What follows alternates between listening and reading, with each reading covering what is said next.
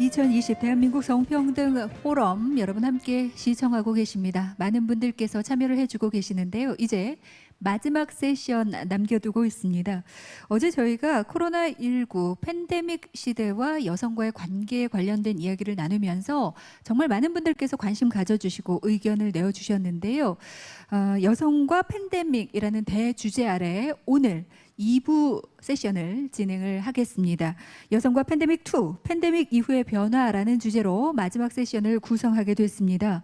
포스트 코로나 시대 속에 지속 가능한 성평등 실현 방안에 대해서 논의하는 소중한 시간입니다. 네 번째 세션의 좌장을 맡아주실 분은 유종일 한국개발연구원 국제정책대학원 원장이신데요. 원장님께서는 국제무역개발기구 컨설턴트와 대통령 직속 동북아 경제중심추진위원회 위원 및 정책 고문으로 활동을 하신 바 있고요. 국회 헌법개정위원회 자문위원으로도 활동을 하셨습니다. 자, 그럼 지금부터 네 번째 세션 진행하겠습니다. 유종일 원장님께 마이크 넘겨드리겠습니다. 부탁드립니다. 네, 안녕하세요. 방금 소개받은 유종일입니다. 세션 4에서는 이 지난번 세션에 이어서 여성과 팬데믹의 관계를 살펴볼 텐데요. 특히 팬데믹 이후의 변화라는 관점에서 다뤄보고자 합니다. 코로나19 팬데믹, 앞으로 얼마나 더 큰 피해를 초래할지, 언제나 종식이 될 수 있을지 아무도 알 수 없습니다. 한 가지 분명한 것은 팬데믹 이후의 세계는 이전과는 완전히 다른 세계가 될 것이라는 점입니다. 이미 우리는 바이러스와 함께 살아가기 위한 뉴 노멀을 만들어 나가고 있습니다. 오늘 이렇게 이 버추얼 컨퍼런스를 하는 것도 그런 일환이고요. 팬데믹과 경제 위기를 극복하기 위한 많은 변화들이 시도되고 있고 일어나고 있습니다. 일상생활부터 거시 경제 정책에 이르기까지 엄청난 변화가 일어나고 있습니다. 위기는 기회라고 하죠. 위기를 극복하는 과정에서 더 바람직한 변화를 담아내는 것이 중요합니다. 더 나은 회복, 전진하는 회복이 필요합니다. 그래서 안전망 강화, 디지털 뉴딜, 그린 뉴딜 이 세 가지 축으로 구성된 한국판 뉴딜도 이러한 시도로 나온 것입니다. 포스트 코로나를 향한 변화의 과정에서 더 안전하고 더 평등하고 정의로운 변화를 만들어내기 위한 주체로서 여성의 역할이 중요하다고 생각합니다. 여성의 관점이 더 잘 반영되고 여성의 역할이 더 확대될 수 있는 그런 방안을 모색하는 세션이 되기를 바라면서 이 세션 4에 함께 해주실 분들 소개하겠습니다.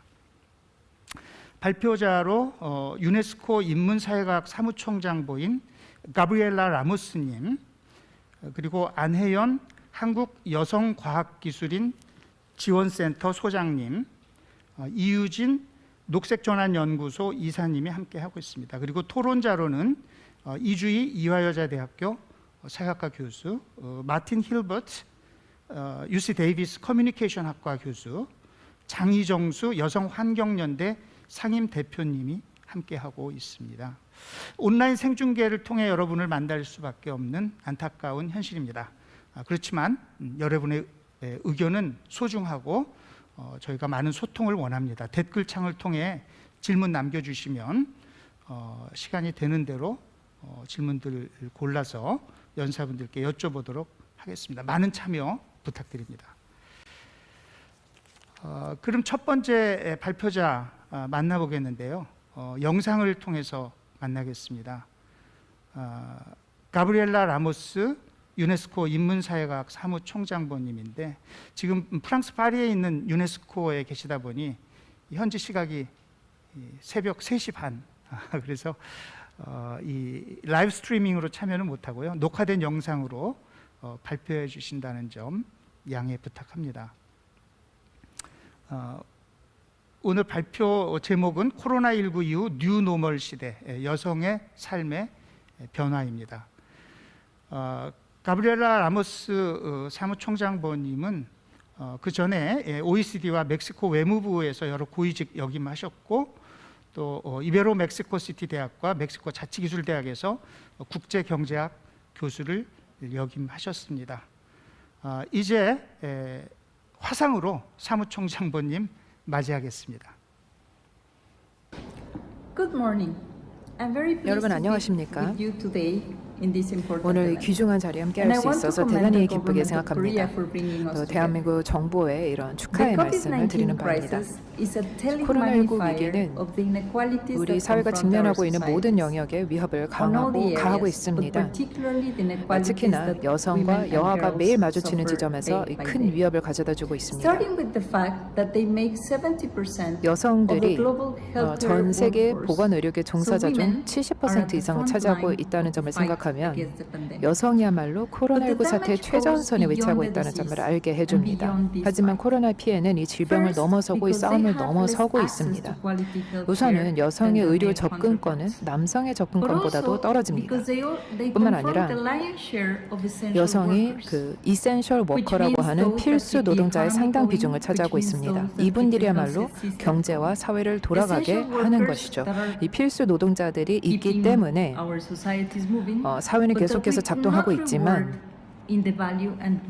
그들의 가치는 인정받지 못하고 있는 것이 사실입니다. 그렇게 해서 이분들이 제대로 대응을 하는 데 있어서 충분한 지원을 받지 못하고 있는 것입니다.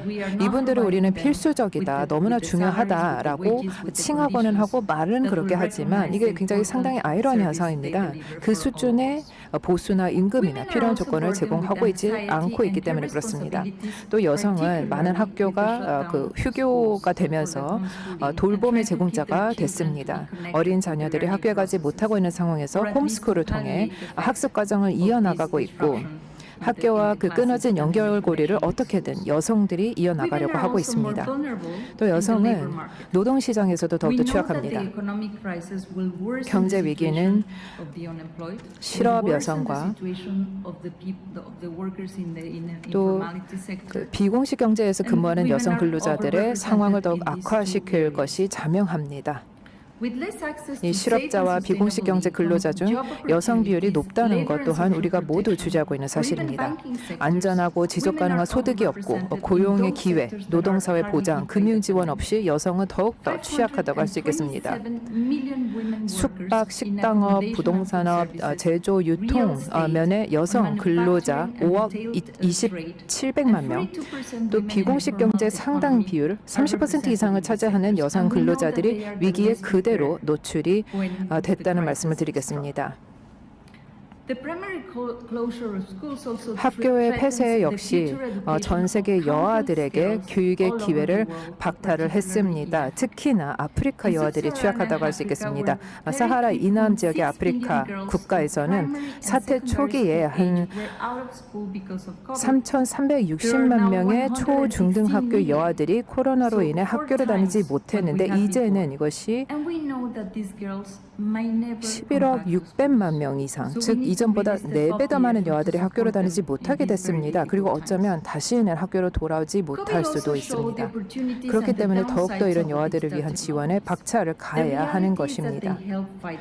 코로나로 인해 디지털 기술의 기회와 단점이 여실히 드러났습니다. 이 3T 기술로 코로나로 진료, 치료하고 추적하는 데 기술이 많이 도움이 됐고 또 화상회의 기술, 원격, 재택근무 기술 등으로 인해 경제가 계속 작동할 수 있었습니다.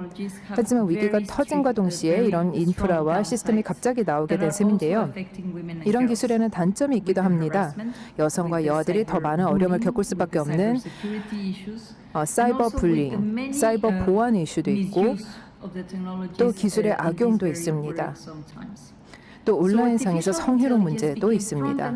이런 코로나의 취약점을 보호하는 데 있어서 AI가 자주 등장하고 있지만 이 아날로그 세상에서도 여전히 존재하고 있던 임금과 접근과 인프라의 불평등이 디지털 경제에도 고스란히 나타나고 있습니다. 여성이 기술 접근권이 더 떨어지는 만큼 대표성이 떨어지게 되는 것이고 3억 명 이상의 여성이 전 세계적으로 스마트폰을 가지고 있지 못하고 있습니다. 남성과는 달리 그 핸드폰 보급률 자체가 굉장히 낮은 것이죠.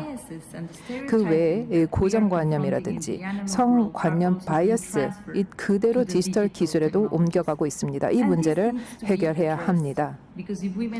현실에서 나타나는 불평등과 기존 관행이 그대로 디지털 사회로 옮겨가고 있기 때문에 이 문제를 직면해야 하는 것입니다. 이 문제를 근절하지 않으면 계속해서 불평등이 축적될 것입니다. 그리고 나중에는 더욱더 극복하기가 어려워질 것입니다. UN 위민에 따르면 그 인터넷 보급률의 성별 격차가 2012년에는 11%에서 2019년에는 오히려 17%로 증가했다는 것을 밝혔습니다. 개도국에서는 그 비율이 49%에 육박합니다. 그래서 디지털 격차를 해소하기는커녕 더 심각해지고 있다는 점을 알 수 있습니다. 또 우리가 직면하고 있는 이 코로나 팬데믹으로 인해서 더욱더 상황이 악화될 수밖에 없다는 현실도 우리는 직면해야 합니다. 전체 소프트웨어 개발의 80% 이상은 남성이 했습니다. 남성만이 이끄는 팀이 개발을 했습니다. 그리고 앞서 말한 그 사이버 온라인상의 성희롱 문제, 또 여성과 여아를 보호해야 하는 것에 대해서도 이미 말씀드린 바 있습니다. 유네스코에서는 여러 노력을 기울이고 있습니다. 지금 저희는 인공지능 AI 윤리에 대한 지침을 협의 중이고 권고안을 작성하려고 하고 있습니다. 윤리, 인간의 존엄, 인권 존중, 여권 존중을 기술 개발의 중심에 둬야 합니다. 이런 권고안이 코로나 이후 세상에도 큰 영향을 미쳤으면 하는 바람입니다. 하지만 코로나는 기존의 차별, 이 기존의 불평등의 관행을 더욱더 악화시키는 면모를 보여주고 있습니다. 그리고 심지어 여성의 신체적 존엄까지도 파괴하는 여러 상황들을 목격하게 됐습니다. 그 코로나로 인한 봉쇄 조치가 시행되고 나서 얼마 지나지 않아 전 세계적으로 가정폭력 사건이 30% 이상 증가했습니다. 이게 UN 위민에서 내놓은 통계입니다. 어떤 나라는 가정폭력 비중이 60% 이상이나 올랐다고 합니다. 그리고 또 개도국, 저소득 국가처럼 시스템이 없는 국가만이 아니라 이런 가정폭력의 고질적인 문제는 선진국에서도 나타나고 있습니다. 사실 제가 코로나가 터지기 직전에 참석했던 마지막 대면 회의에서도 바로 이런 문제를 다루었습니다. 사실 수치나 통계나 정보 또 여성에 대한 폭력을 계속 논의한다는 그 자체가 너무나 우려스럽습니다. 예를 들어서 지금 이미 우리가 알고 있는 것이 여성 사망의 38%는 가정폭력으로 인해 나타나는 것을 우리는 알 수 있습니다. 38% 상상조차 할 수가 없는 수치입니다. 어떻게 이런 수준까지 오게 됐나? 특히 어느 정도 발전을 이룩했다는 사회에서조차도 가정폭력으로 인해서 여성이 계속해서 사망하고 있다는 것을 우리가 어떻게 납득을 해야 하나라는 생각을 합니다. 소외나 또 재정적인 불안, 식량 불안, 스트레스, 실업, 또 가장 심각하게는 가해자로부터 벗어날 수가 없다는 점 등으로 인해서 가정폭력 수치가 급등했습니다. 위기가 보여주는 것은 또 여실히 노출시키는 것은 이 사회, 경제, 정치 시스템으로 인해 여성들은 제도적으로 소외가 됐다는 것입니다. 이 가정폭력이라는 문제를 해결하는 것이 몹시 시급하고 그와 함께 이 제도적인 격차를 해소해야 하는 것이 너무나 중요합니다. 사실 이런 제도적인 격차는 코로나가 도래하기 이전에도 존재하고 있었습니다. 그와 함께 더불어서 저희는 젠더 변혁적인 정책 기반에 투자를 해야 합니다. 충분한 예산과 목표를 두고 이 정책 기반을 해야 합니다. 많은 국가들이 코로나가 도래한 이후에 경제를 살리기 위해 여러 지원체 및 지출을 아끼지 않았습니다. 그래서 보건의료 시스템을 계속해서 작동시키려고 노력을 하기도 했습니다. 하지만 안타깝게도 이런 지원책 중에 아주 극소수만이 젠더 요소 또 젠더 목표를 설정한 상태에서 지원이 됐습니다. 그래서 젠더 관련 활동이나 젠더 사업, 여성 이슈나 여아 이슈에 대한 투자가 제대로 이루어지지 않은 경우가 너무나 많았습니다. 이것 또한 굉장히 중요한 요소입니다. 저희가 정책이나 해결책을 입안할 때 이 위기를 해결하는 것을 주요 목적으로 두면서도 젠더라는 각도에서 보는 것이 매우 중요하다고 할 수 있겠습니다. 어떻게 이런 문제가 나타났을까요? 지금 여러 나라들이 종합적으로 한 10조 달러 이상을 앞다투어 발표를 했고 이 10조 달러에 달하는 지원책에 어떻게 젠더 요소가 전혀 들어가지 않게 됐을까요? 이 문제가 왜 일어났을까? 왜냐하면 의사결정자 중에 여성이 포함되어 있지 않기 때문에 그렇습니다. 공공 민간 부문에서도 최고 의사결정을 내리는 사람들 중 여성의 비중은 너무나 적고 전 세계 의회나 국회 성비를 보아도 25%만이 여성입니다. 젠더 대표성이 떨어지는데 그들의 관심사가 어떻게 나오게 될 것이며 어떻게 여성 이슈가 해결될 것입니까? 그래서 이 문제에 대해서도 논의를 해야 합니다. 우리가 계속해서 압박을 해야 하는 문제입니다. 왜냐하면 여성의 대표성이 있다면 좋은 해결책이 나올 수가 있다는 것을 우리는 이미 목격했습니다. 독일에서, 뉴질랜드에서, 아이슬란드와도 같이 여성들이 이끄는 나라들에서는 결과가 매우 달랐죠. 이런 나라들은 다른 여타 나라와 비교해 보면 훨씬 긍정적이었고 자원 배분도 훨씬 더 효율적으로 됐습니다. 저희가 어떻게 앞으로 나아갈까요? 또 이런 이번 위기로 인해 더욱더 악화됐던 상황을 어떻게 개선하고 더 나아가 코로나 이전 세상에서부터도 고질적으로 작용했었던 문제들을 어떻게 해소할 수 있을까요? 우선 우리가 어떻게 하면 되는지를 알고 있습니다. 차별은 사실 법률, 규제에서부터 나옵니다. 그래서 평등에 대한 법제를 정비해야 합니다. 어떤 법률이 차별적인지를 분석해야 됩니다. 근데 그뿐만 아니라 평등을 위해 올바르고 작동하고 있는 제도에 더욱더 예산을 확보를 해야 됩니다. 또 젠더 평등 예산을 마련해야 합니다. 다시 말해 저희가 경제나 사회, 교육, 무역 결정을 내릴 때마다 늘 젠더 부분을 포함시키고 젠더의 각도로서 바라볼 수 있도록 보장을 해야 되는 것입니다. 그렇게 해서 여성이 소외되지 않도록 해야 합니다. 그 외에도 고질적인 어떤 고정관념이나 바이어스를 해소를 해야 합니다.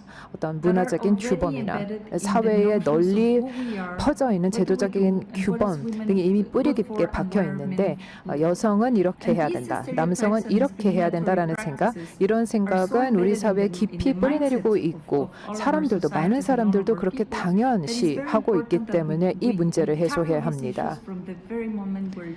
이 문제를 뿌리 뽑기 위해서는 우리가 가야 하는 곳이 바로 학교입니다. 차별적 관행을 뿌리 뽑기 위해 가장 효율적인 도구 중 하나는 이 젠더 중립적인 교과서를 확보하는 것이라고 할 수 있겠습니다. 그리고 교실에서 교사분들이 또 교직원 모두가 이런 성적인 젠더 고정관념이 계속 발생하지 않도록 의식적으로 활동을 해야 하는 것입니다. 또한 제가 우선순위를 설정을 할 수 있다면 가장 중요하다고 할 수 있는 것이 코로나 시대에 더욱더 심각해진, 하지만 사실 그 이전부터 충분히 심각했던 여성에 대한 폭력 문제를 근절해야 한다는 것입니다. 여성의 신체적 존엄을 확보하지 못한다면 어떻게 우리가 조화로운 사회를 구현하겠습니까? 어떻게 사회 발전을 모두를 위해 이룩한다고 말을 할 수 있겠습니까?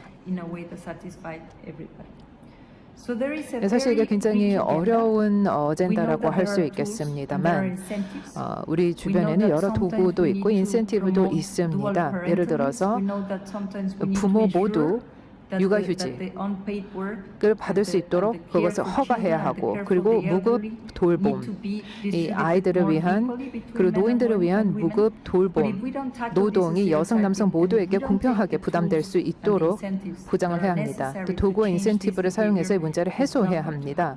포괄적인 지원을 제공을 해야 합니다. 사실 코로나19는 당연히 너무나 심각한 비극이었습니다. 특히 그 코로나로 인한 피해자분들 또 유가족분들에게 애도를 표명하는 바입니다. 하지만 또 이 기회가 제공됐다고 생각합니다. 기존 이슈와 문제를 해결하고 유엔 사무국에서 최근에 발표했듯이 Build Back Better, 여성을 위해 더 굳건하게 재건해야 한다. 그렇게 할 경우 전체 사회 또 나아가 전 세계가 더 나아질 것입니다. 그래서 이 기회를 우리가 잘 활용했으면 합니다. 그래서 이번만큼은 꼭 완전한 해결책이 나왔으면 합니다. 감사합니다. 네, 라모스 사무총장보님 훌륭한 발표 잘 들었습니다. 제가 혼자 유일하게 남성인데요.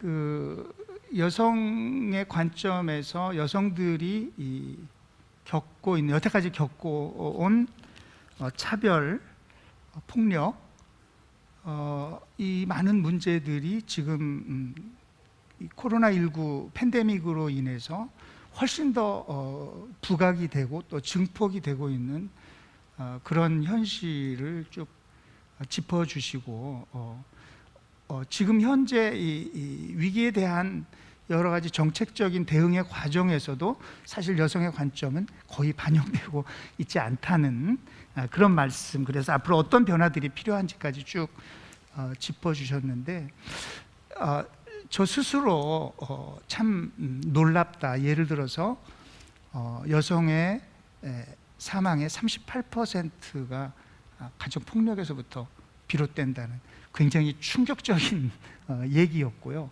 저 스스로도 많은 반성을 하게 됩니다. 정말로 우리가 이렇게 그 여성들에게 끔찍한 세상을 유지해 왔구나. 그러나 또 한편 과거와 비교해 보면 많은 변화가 있었던 것도 사실이고, 어떻게 하면 이 팬데믹의 위기에서 더 좋은 변화를 만들어낼 수 있을지 고민해 보는 이 자리가 정말로 중요한 자리구나 하는 것을 제가 새삼 느끼게 되었습니다. 두 번째 발표자 안혜연 한국여성과학기술인 지원센터 소장님 소개하겠습니다. 안혜연 소장님은 삼성 SDS, 파수닷컴 등 IT 업계, 특히 정보 보안 분야에서 오랫동안 활동하시면서 이 IT 분야에서 여성의 역할을 증진시키는 데도 큰 관심을 가지고 활동해 오셨습니다. 이제 안혜연 소장님께서 디지털 뉴딜과 여성을 주제로 발표해 주시겠습니다. 네, 안녕하십니까. 한국여성과학기술인 지원센터 소장 안혜연입니다.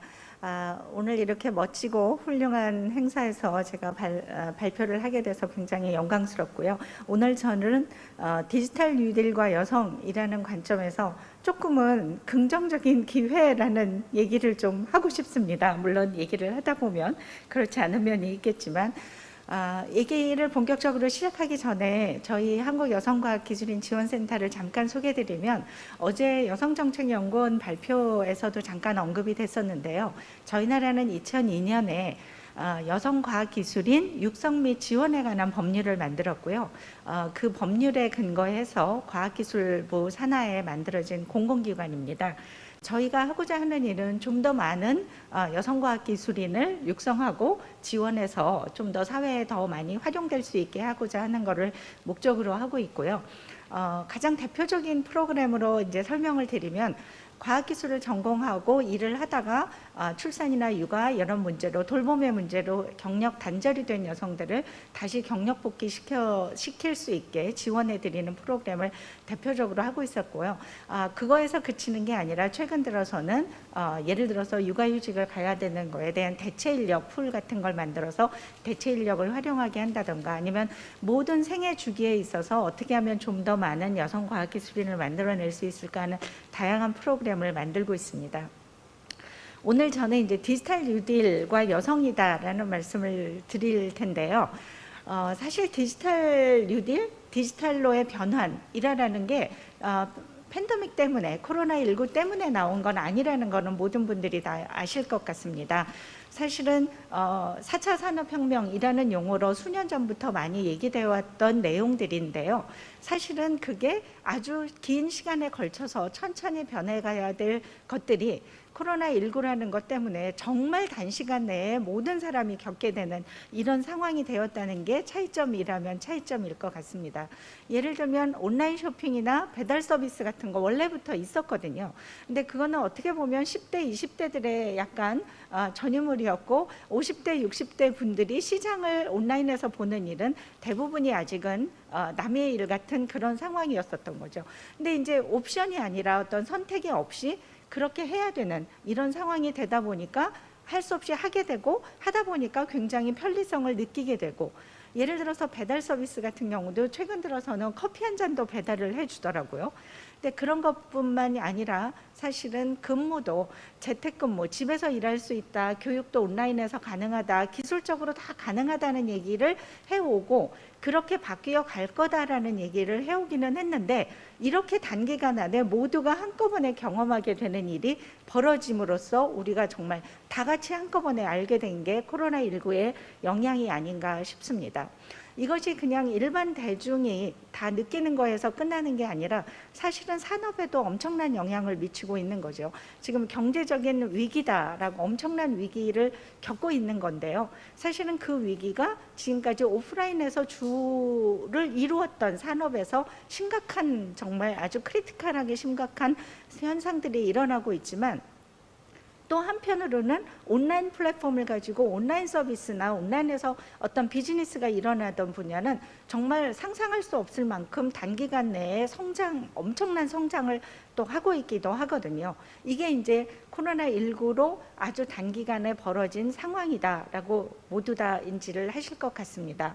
그래서 이거를 코로나 위기를 극복하기 위해서는 사실은 누구도 예측하지 못한 이런 짧은 시간의 변화에서 우리가 이게 근데 한동안 몇 달 겪다가 아니면은 1년 겪다가 다시 돌아갈 수 있는 건 아니라고 아마 누구나 다 동의를 하실 것 같고요. 이런 어떤 정말 비상 사태인 이런 상황에서 어떻게 우리 경제가 크라이시스 위기에 처하지 않고 다시 도약을 하면서 오히려 세계적으로 리딩을 해나갈 수 있을까 하는 것이 사실은 누구나 어느 나라의 고민이기도 할 것 같습니다. 그래서 저희 정부에서도 이제 7차 비상경제회의를 통해서 지난 7월에 한국판 뉴딜 종합계획을 발표를 했죠. 그래서 여기서 내용을 보면 사실은 단기간에 어떻게 하면 우리가 집중해서 앞으로의 산업에 투자를 해서 여기서 일자리도 없어지는 일자리를 대신할 새로운 일자리를 만들어내고 우리가 경제가 다시 다운되지 않고 지속될 수 있을 것인가 하는 거에 대한 아주 큰 그림이다라고 보시면 될 것 같고요. 거기에 큰 두 축으로는 당연히 디지털이라는 한 축이 있고 또 하나는 디지털에 못지않게 우리 발등에 불이 떨어진 환경이라는 요소를 커버해서 디지털과 뉴딜에 집중해서 우리가 뭔가 투자를 하고 산업을 만들어 가겠다라는 의지라고 보입니다. 물론 거기에 이제 깔려 있는 건 이런 커다란 어떤 정말 획기적인 변화에서는 항상 그 준비되지 못한 소외된 계층이 나올 수밖에 없는 거고 그런 사람들에 대한 포용까지를 해야 되는 차원으로 진행을 해 나가겠다라는 의지가 이 한 페이지에 담겨 있다라고 보이고요. 저는 이제 오늘 디지털 뉴딜에 대해서 과연 여성이 어떤 기회를 잡아갈 수 있을 것인가, 사실은 기회만 얘기할 수 있으면 참 좋을 것 같습니다. 근데 여전히 이제 어려운 문제도 많이 있겠죠. 그래서 디지털 뉴딜에 대해서 간단히 기술적인 내용을 아주 간단히만 소개를 드리면 사실은 기본적인 내용들은 뭐냐면 DNA라고 요새 말씀들을 많이 하는데요. 데이터고요, 네트워크이고 AI입니다. 사실은 앞으로 어떤 세상이 벌어질지 모르지만 온라인상에서 누구나한테 맞춤형 일이든 아니면 여가든 어떤 서비스든 온라인상에서 일어난다고 볼 때 필요한 아주 요소 기술이라고 볼 수 있는데요. 가장 중요한 게 데이터죠. 데이터라는 건 뭐냐면 어디에 뭐가 있고 누가 어떤 일을 하고 있고 어디에 어떤 정보가 있는지를 모아놔야 거기서부터 시작이 되는 겁니다. 서비스가 가능해지기 때문에 데이터가 중요하다라는 얘기를 하는 거고요. 그거를 물론 엮어줄, 우리가 그 데이터에 접근할 수 있게 하기 위해서는 네트워크가 필요한 거고, 사실은 데이터를 분석해서 서비스를 하는데 그냥 아무 데이터나 왔을 때는 아무 효과가 없기 때문에 그거를 똑똑하게 매칭시켜주고 똑똑하게 알려주고 하는 일이 같이 일어나야 돼서 이제 AI라는, 사람의 두뇌에 해당하는 AI라는 기술이 같이 발전을 하고 있는 거죠. 이 세 가지의 어떻게 보면 디지털 기술, 기반 기술의 근거에서 그 기술들을 어디다 사용하느냐에 따라서 이제 교육 인프라가 디지털로 전환이 될 거다. 이번에 코로나19 때문에 우리가 아주 실감을 많이 했는데요. 사실은 잘 되고 있는 것처럼 보이지만 사실은 급조해서 빨리빨리 만들어서 어떻게 온라인으로라도 해보자 했던 거지, 아직 저희도 그렇게 준비가 완벽하게 돼 있는 상태는 아니었기 때문에 앞으로 해야 될 일이 굉장히 많다라고 생각을 합니다. 예를 들면 디바이스나 아니면 네트워크나 같은 거는 있지만 사실은 교육용 컨텐츠가 가장 문제인 거거든요. 어떻게 하면 교육용 컨텐츠를 학생들이 온라인임에도 불구하고 지루하지 않게 따라갈 수 있을까 하는 것들에 대한 연구와 고민과 대책이 많이 나와야 될 것 같고요. 그다음에 교육뿐만 아니라 이제 의료 분야에서도 굉장히 니드가 아주 급하게 일어나고 있다고 보고, 그래서 정부에서도 주요 타겟으로 보고 있는 거고요. 재택근무들이 굉장히 많이 일어나서 많은 분야에서 집에서 일을 하기는 하지만 사실은 그게 얼마나 다 준비가 되어 있냐라고 보면 어느 규모 이상의 기업들이나 어떤 조직들에서는 어느 정도 수용이 가능하지만 중소기업들은 아직도 많이 어려워하고 있는 분야들이 많아서 거기도 해야 될 일이 많다고 보고 있고, 또 소상공인들 커피 한 잔을 배달해 주는데 그게 시스템적으로 어떻게 돼야 되냐, 아직 아무 생각이 없는 소상공인들이 굉장히 많이 있거든요. 그런 분들을 어떻게 디지털라이즈 시킬 거냐 하는 이런 문제도 같이 있습니다. 이런 것들이 전 산업에 걸쳐서 적용이 되고 활용이 되어지게 하려면 당연히 국가 전반적으로 가지고 있는 SOC 인프라에도 많은 투자가 돼서 누구나 다 아이디어를 가지고 아이디어만 있으면 그쪽에서 비즈니스를 하거나 일을 할 수 있게, 이렇게 할 수 있는 인프라에 대한 투자도 일어나야 된다고 보고 있고요. 정부에서 이제 대표적인 과제라고 얘기하는 게 3개가 있습니다. 아까도 말씀드렸듯이 데이터가 굉장히 중요하다라고 말씀드렸는데, 지금까지 데이터가 필요하다, 중요하다라는 얘기가 없었던 건 아닌데 이제 갑자기 지금까지는 어떻게 보면 개인정보 이슈나 여러 가지 이슈가 있어서 좀 슬로우하게 진행이 되어 왔다면 이제는 더 이상 미룰 수 없다라는 것 때문에 데이터 댐이라는 걸 만들어서 일단 모든 데이터를 모아서 분석할 수 있게 하겠다라는 거에 정부가 많은 투자도 하고 거기에 또한 일자리도 많이 생길 거다라고 보고 있는 거죠. 그다음에 스마트 의료부, 이런 앞에 DNA라는 기술을 의료 쪽에 접목을 시켰을 때 사실은 이런 어려운 시기에 리모트에서 진료를 본다든가 여러 가지 간편하게 테스트를 한다든가 하는 것들이 모두 기술적으로 가능하기 때문에 이것을 실제 활용 레벨로 할 수 있게 투자도 하고 거기에 일자리도 만들어 나가겠다는 거고, 또 하나의 큰 프로젝트로 정부에서 계획을 하고 있는 거는 공공기관 시스템들을 먼저 AI를 적용해서 똑똑하게 만들겠다라는 거를 하나의 프로젝트로 또 해서 거기에 예산을 집어넣을 계획을 가지고 말씀을 하고 있습니다.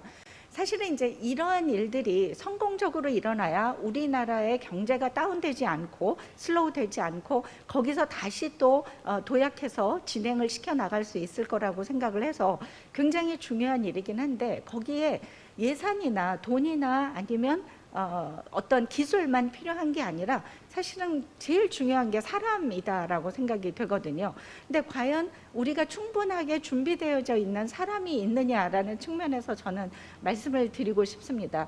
최근 들어서 올해 들어서뿐만 아니라 한 2, 3년 전부터 계속 우리나라 AI 인력이 부족하다, 데이터 인력이 부족하다라는 얘기가 수없이 많이 나오고 있고요. 지금 앞에 말씀드린 이런 현상을 저희 나라 정부만, 우리나라만 준비하고 있는 게 아니라 세계 모든 나라가 이런 준비를 준비를 하고 있고 거기에 인력이 중요하다는 것도 모두 인지를 하고 있기 때문에 사실은 인력에 대한 경쟁이 치열함이 엄청난 상황이고요. 그래서 저희 입장에서는 다른 데서 어디서 인력을 구할 수 있는 방법도 없는데 우리는 굉장히 인력이 부족합니다. 그런데 보면 이 디지털로 대표되어지는 어떤 공부, 어떤 준비되어져 있는 인력으로 보면 여성 인력은 사실은 제가 아무리 좋게 받아도 30%가 안 되거든요. 아직 20%대의 인력밖에는 지금 전체 퍼센테이지로 볼 때 일을 하고 있지 못합니다. 사실은 그 부분을 여성이 맡아서 어떻게 보면 책임지고 해야지 저는 앞에 지금 계획하고 있는 게 성공할 수 있다라고 생각도 하고 있습니다. 근데 과연 그러면 그런 책임감을 가지고 저희가 해야 되는 일이기는 한데 그 일들이 우리한테 여성에게 적합하고 잘 할 수 있는 일이기는 한가에 대해서 한번 기회가 되는지에 대해서 한번 잠깐 리뷰를 해보도록 하겠습니다. 먼저 보면 인프라나 SOC 분야에서 특히 볼 때 아니면은 그렇지 않아도 어떤 산업 현장이나 우리가 여성들이 일하기에는 터프해 이렇게 모든 사람이 문화적으로 인식하는 분야들이 아직도 많이 있고 그런 분야의 여성 인력들이 굉장히 적은 게 현실이거든요. 근데 더 이상 이제 이런 게 지금까지 우리가 인지했던 그런 터프함이 사실은 굉장히 없어지고 있는 거죠. 디지털라이즈가 되면서 훨씬 더 리모트에서 모든 게 컨트롤되고 실제적으로 환경이 그렇게 터프할 필요도 없는 거고 시간과 공간에서도 그렇게 묶여 있을 필요도 없는 거고 이런 상황이 되면서 저희한테 여성들한테 훨씬 더 많은 기회가 주어지고 최소한 어떤 손해를 볼 만한 약점이라고 할 만한 일은 하나도 없을 거다라고 생각이 듭니다. 또 하나 이제 온라인으로 교육을 할 수 있거나 이런 모든 시스템이 완성이 됐을 때 구태여 이제 플러스 되는 점을 찾아본다면 출산이나 육아, 결혼은 요새는 아닌 것 같고요. 출산이나 육아를 했을 때 어떤 시기가 쉴 수밖에 없는 시기에서 그 다음 다시 리턴을 하고자 할 때 어떤 준비를 하냐 하는 것들이 사실은 최근에 들어서 가장 이제 이슈가 되고 있는 게 이건 여성 남성을 다 떠나서 재교육이라는 게 이루어져야 된다. 왜냐하면 기술이 굉장히 빨리 변하고 환경도 변하기 때문에 빨리빨리 재교육을 해서 그 시대에 맞는 기술을 습득한 인력을 만들어내야 된다는 게 여성 남성을 떠나서 큰 이슈인데 특히 여성에게는 그런 어떤 중단된 시기를 다시 극복하기에 굉장히 편리한 시스템이 만들어질 수 있다라고 보고 있고요. 또 하나 이제 어제부터 계속 얘기 나오는 게 가장 우리한테 버든이 되고 있는 게 돌봄이라는 책임이 우리한테 여성들에게 굉장히 많이 있다라는 게 문제인데요. 사실은 너무 긴 얘기일 수 있으나 이 돌봄이라는 거에 대한 편리함이 어떤 기술로 인해서 디지털 기술로 인해서 훨씬 더 많이 좋아질 거다. 조금 먼 얘기처럼 들리실 수도 있지만 로봇이 많은 일을 대신에 해준다든가 리모트에서 모든 일을 처리할 수 있다든가 이런 것들이 일어났을 때 돌봄의 부담이 줄어들 수 있을 거다라는 기대를 또 해보면서 동시에 또 하나는 이런 돌봄이라는 산업에 굉장히 여성들이 많이 종사를 하고 있는데 그런 부분에서 기술적인 거를 많이 빨리 습득하고 빨리 익숙하게 됐을 때 훨씬 더 많은 기회와 아이디어가 생기지 않을까라는 생각도 하고 있고요. 또 하나는 이제 재택근무로 시작을 했지만 앞으로의 어떤 일의 형태가 훨씬 더 유연한 근무제, 하루에 4시간만 일한다든지 2시간만 일한다든지 이런 식의 유연한 근무 체계로 갈 거라는 거에 대해서도 또 다 의견이 없기 때문에 그렇게 됐을 때 훨씬 더 여성들은 다양한 일을 하면서도 내 거를 만들어 갈 수 있는 여러 가지 가능성을 만들어 갈 수 있다라고 생각을 합니다. 그래서 이렇게 긍정적인 포인트만 있었으면 좋겠지만 궁극적으로 그렇게 만들어 나가는 과정에서 아직까지는 굉장히 어려움이 많은 거를 갖고요. 최근에 몇 달 동안에 이런 거를 봐도 그렇게 쉽지만은 않아 보이기는 합니다. 예를 들어서 아까 지금 터프한 환경에 우리가 환경이 변하기 때문에 좋아질 거다라고 말하고 있지만 아직까지도 저희가 이제 여러 전공별로 여학생들 대학교에서 여학생들의 공학 계열 비율을 연구 조사도 하고 있는데요. 사실은 한 10여 년 전에 비하면 굉장히 많이 좋아져서 일부 이과 과목 같은 경우 예를 들어서 생물이나 화학 같은 경우에는 여학생이 50%가 넘는 항목 분야도 굉장히 많이 있습니다. 그렇지만 여전히 전기, 전자 뭐 IT, 소프트웨어 이런 부분은 아직도 굉장히 비율이 낮은 상황이어서요.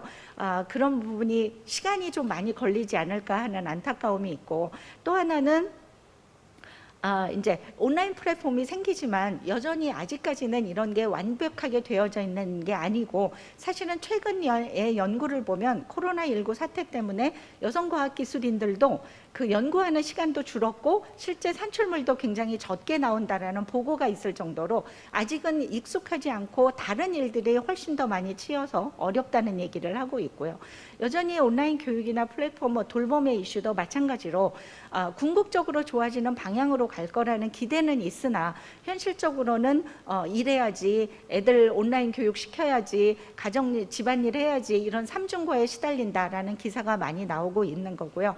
아직 예를 들어서 많은 여성 과학기술인도 많은 여성 과학기술인이 일하고 있는 중소기업이나 어떤 소상공인 같은 데는 재택근무 같은 것이 레디가 안 돼서 실제 과학계도 여전히 취약계층이 되어갈 수도 있겠다, 되어가고 있는 게 아닌가라는 우려가 나오고 있습니다. 그런 우려를 이제 불식하고, 그럼 어떻게 하면 우리가 성공적으로 이 결과를 만들어낼 수 있을까를 보면, 저는 어제도 이제 이 내용들을 좀 보면서 결국은 다 똑같은 문제고 원론적인 문제가 훨씬 더 좋아지고 개선되어지지 않으면 안 된다라는 거에는 아주 완벽하게 공감을 하고요.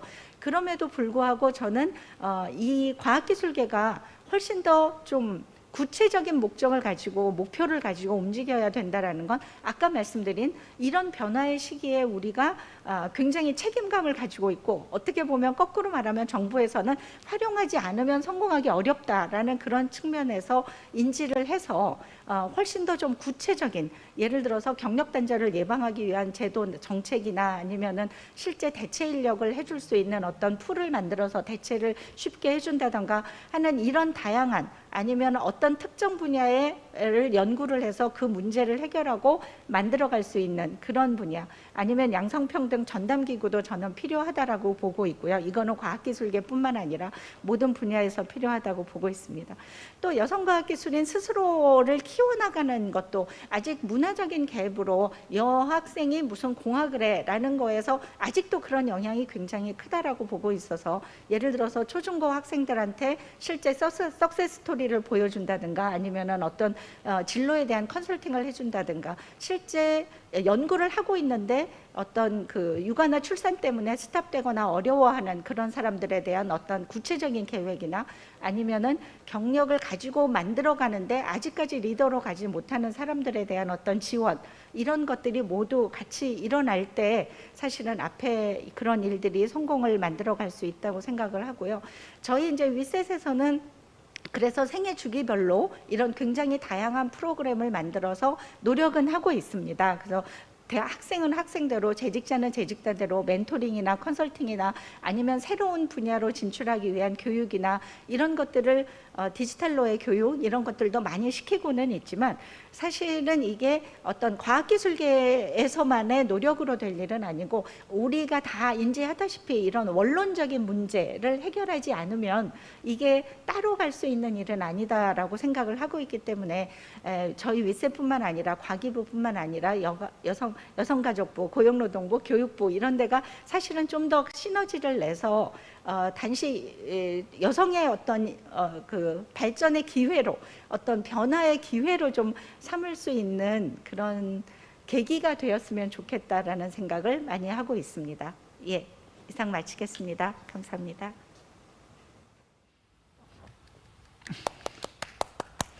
우리는 여기 비록 이 발표자들만 앉아 있지만 좋은 발표 안혜연 소장님 감사드립니다.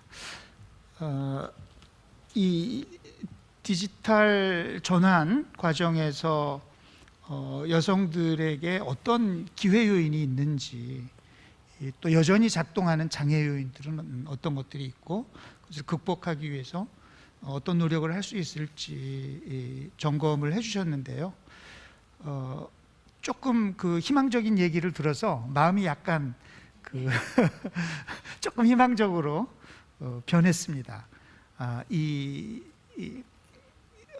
좀 더 우리가 이 디지털 전환 과정에 적극적으로 어떻게 하면 더 성평등을 진전시키고 여성들의 역할을 더 좀 잘할 수 있도록 여러 가지 좀 신경을 쓴다면 매우 유의미한 변화를 이끌어낼 수 있는 이런 기회들이 존재하는구나 제가 깨닫게 됐고요.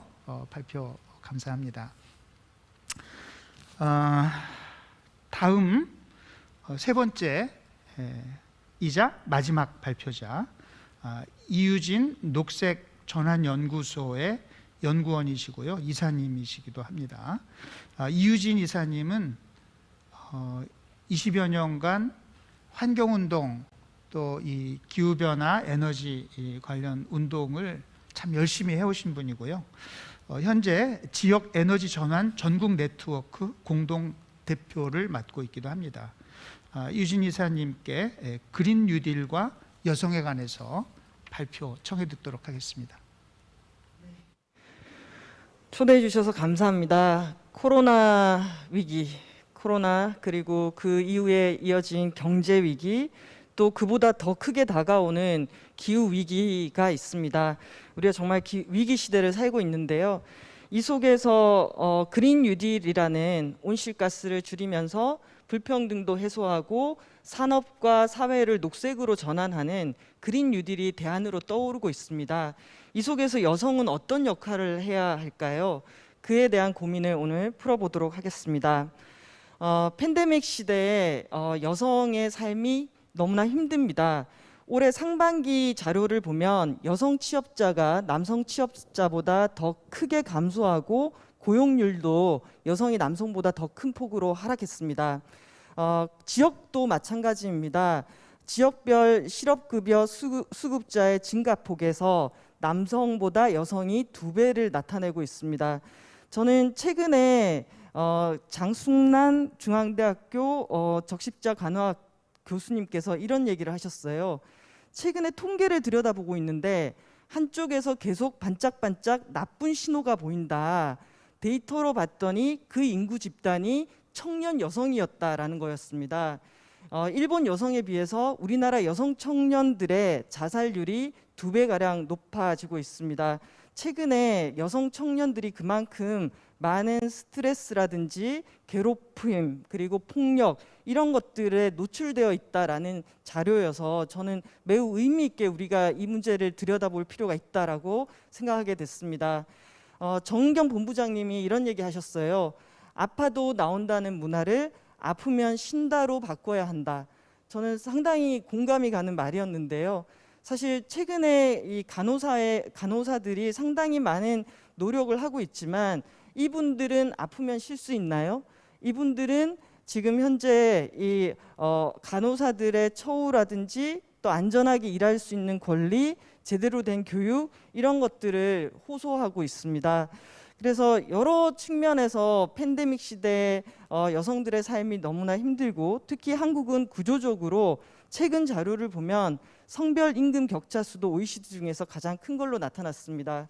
자, 이게 우리가 여성들이 지금 한국에서 보내고 있는 모습들인데요. 여기에 최근에 기후 문제가 너무나 심각하게 진행되고 있습니다. 84년도 9월 달에 북극의 면적이고요. 2019년도 9월 달의 면적입니다. 보면 면적도 크게 줄었지만 두께도 매우 얇아졌습니다. 극지연구소에서는 저기 남아있는 저 얼음의 면적이 2030년경이면 다 사라질 수도 있다라고 경고하고 있습니다. 올해 54일간의 최장 장마가 있었고요.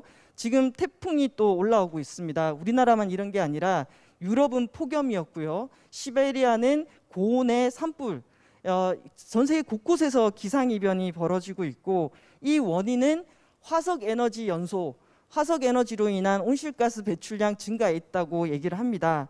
하지만 또 나오미 클라인 같은 분들은 이런 얘기를 하죠. 기후변화의 원인은 탄소가 아니라 현재의 자본주의 경제 시스템이다. 화석에너지에 의존하는 대량 생산, 대량 소비 시스템, 이 시스템에 대해서 전면적인 변화가 필요하다라고 얘기를 합니다. 이 기후위기 속에도 불평등이 녹아 있습니다. 세계에서 부유한 10%의 인구가 전 세계 온실가스 배출량의 거의 50%, 절반을 배출합니다. 가난한 50%는 10%밖에 배출을 안 하죠. 그래서 이 인류는 지금 기후 문제와 불평등 문제 이 두 가지를 어떻게 풀 것인가가 상당히 큰 숙제라고 할 수가 있습니다. 그 속에서 여성들은 여러 가지 자원들을 갖지 못한 측면에서 그래서 기후 위기로 인한 피해도 원주민들이라든지 여성이라든지 가난한 사람들에게 더 가혹하다라는 이런 얘기를 하고 있습니다. 기후 위기 해결을 위한 100가지 대안 플랜 드로우다운을 보면 이런 표현이 있습니다. 여성의 복지와 권리를 개선함으로써 지구의 미래가 나아질 수 있다. 기후 위기를 해결하는 100가지 대안의 6위가 여학생 교육이고 가족 계획이고 여성 농민입니다. 오늘 그린 뉴딜을 얘기하는 데 있어서 상당히 중요한 보고서가 2018년도에 나왔습니다. 이 IPCC에 있는 과학자들은 2018년도에 현재 지구의 평균 온도가 1도가 올랐는데요. 평균 기온이 앞으로 1.5도가 일어났을 때 지구에서 일어나는 일, 2도가 상승했을 때 지구에서 일어나는 일을 비교해 봤더니 1.5도도 높은 위험이지만 2도는 너무나 높은 위험이다. 그래서 2도까지 가면은 우리가 이미 손 쓸 수 없는 상황에 도달하기 때문에 1.5도에서 막아야 된다라는 얘기를 하고 있습니다. 자, 1.5도에서 막으려면은 우리가 어느 정도 노력을 해야 되고 1.5도에서 막으려면은 또 얼마나 온실가스를 줄여야 될까라고 했을 때 우리가 지금처럼 온실가스를 계속해서 배출하게 되면은 약 2040년경에 1.5도에 도달하게 됩니다. 그러면 우리에게 20년이 남았냐라고 한다면 그게 아닙니다. 우리가 지금 속도대로 온실가스를 배출하면은 약 8년 정도 후면은 1.5도를 만드는 온실가스는 다 배출하는 셈이 되고 그 온실가스가 온난화 효과를 일으켜서 1.5도에 도달하는 시점이 2040년이라는 겁니다. 그렇게 치면 우리에게는 별로 시간이 많지 않았고 과학자들은 1.5도를 도달하려면은 2050년에는 넷제로 그러니까 대기 중에 온실가스를 거의 배출하지 않는 상황 그리고 앞으로 10년 안에는 우리가 현재 배출하는 온실가스를 절반으로 줄여야 된다고 얘기하고 있습니다. 이 얘기는 우리가 지금 사용하는 화석 에너지 소비량을 절반으로 줄여야 된다는 얘기죠. 그래서 2019년부터 그린 뉴딜은 기후 위기에 대응하면서도 이 불평등 문제를 해소하고 녹색 일자리를 만드는 탈탄소 경제 사회 대전환이라는 이름으로 얘기되기 시작했습니다. 그리고 미국에서는 이렇게 선라이즈 무브먼트라고 하는 20, 30대의 청년들이 그린 뉴딜이 우리의 대안이다라는 것을 정책으로 제안하기 시작했고요. 여기서 핵심은 10년 안에 미국 사회를 100% 청정 재생 가능 에너지로 바꾸면서 사람들에게 생활에 필요한 임금, 생활에 필요한 직업들을 제공을 하고 또 그렇게 전환하는 과정이 공동체나 지역사회, 노동자들에게 정의로운 방식으로 실현돼야 된다는 것이 그린 뉴딜의 핵심이었습니다. 지금 미국에서도 그린 뉴딜이 대선 공약, 민주당의 대선 공약으로 얘기가 되고 있고요. EU에서도 그린딜이라는 정책이 이미 실행이 되고 있습니다. 여기서 우리가 중심으로 봐야 될 것은 미국이 현재 온실가스 배출량 세계 2위 국가인데요. 미국의 그린 뉴딜에서도 2050년 전에 넷제로를 달성하겠다라는 얘기를 하고 있고 EU도 2050년 넷제로 달성을 목표로 하고 있습니다. 특히 미국에서는 기후위기 대응과 불평등 차별 해소를 같이 해결해야 된다라는 것들을 강조하고 있습니다. 이 속에서 이 그린 뉴딜 기후위기에 대해서 여성들은 어떻게 생각하고 활동하고 있을까요? 2015년도 자료인데요. 보면은 주요한 나라들이 남성과 여성에 있어서 기후 문제에 대해서 어떻게 생각하느냐라고 했을 때 전반적으로 자료들을 보시면은 남성보다 여성들이 기후 문제가 심각하다라고 인식하고 있고 또 이 기후 문제가 우리에게 피해를 미칠 것이라고 인지하고 있으며 거기에 따라서 지금 바로 뭔가 행동을 해야 된다라고 하는 생각하는 비중이 남성보다 여성들이 더 높았습니다. 근데 또 여기서 또 중요한 포인트는 뭔가 지금 해야 돼라고 하는 행동 분야의 의지 비중이 높았다라는 것들이 특이점입니다. 그리고 그레타 툰베리 다 아실 겁니다. 지난해 이 청소년들의 기후 위기 행동 금요 시위 이런 것들을 이끌었고요. 미국에서 그린 뉴딜을 결의안으로 올라가기까지 알렉산드라 오카시오 코르테즈 최연소 하원 의원의 역할이 컸습니다. 그리고 뉴질랜드가 행복 예산과 탄소 영향 평가제라는 이런 제도를 도입해서 기후 위기 대응에 나서고 있습니다.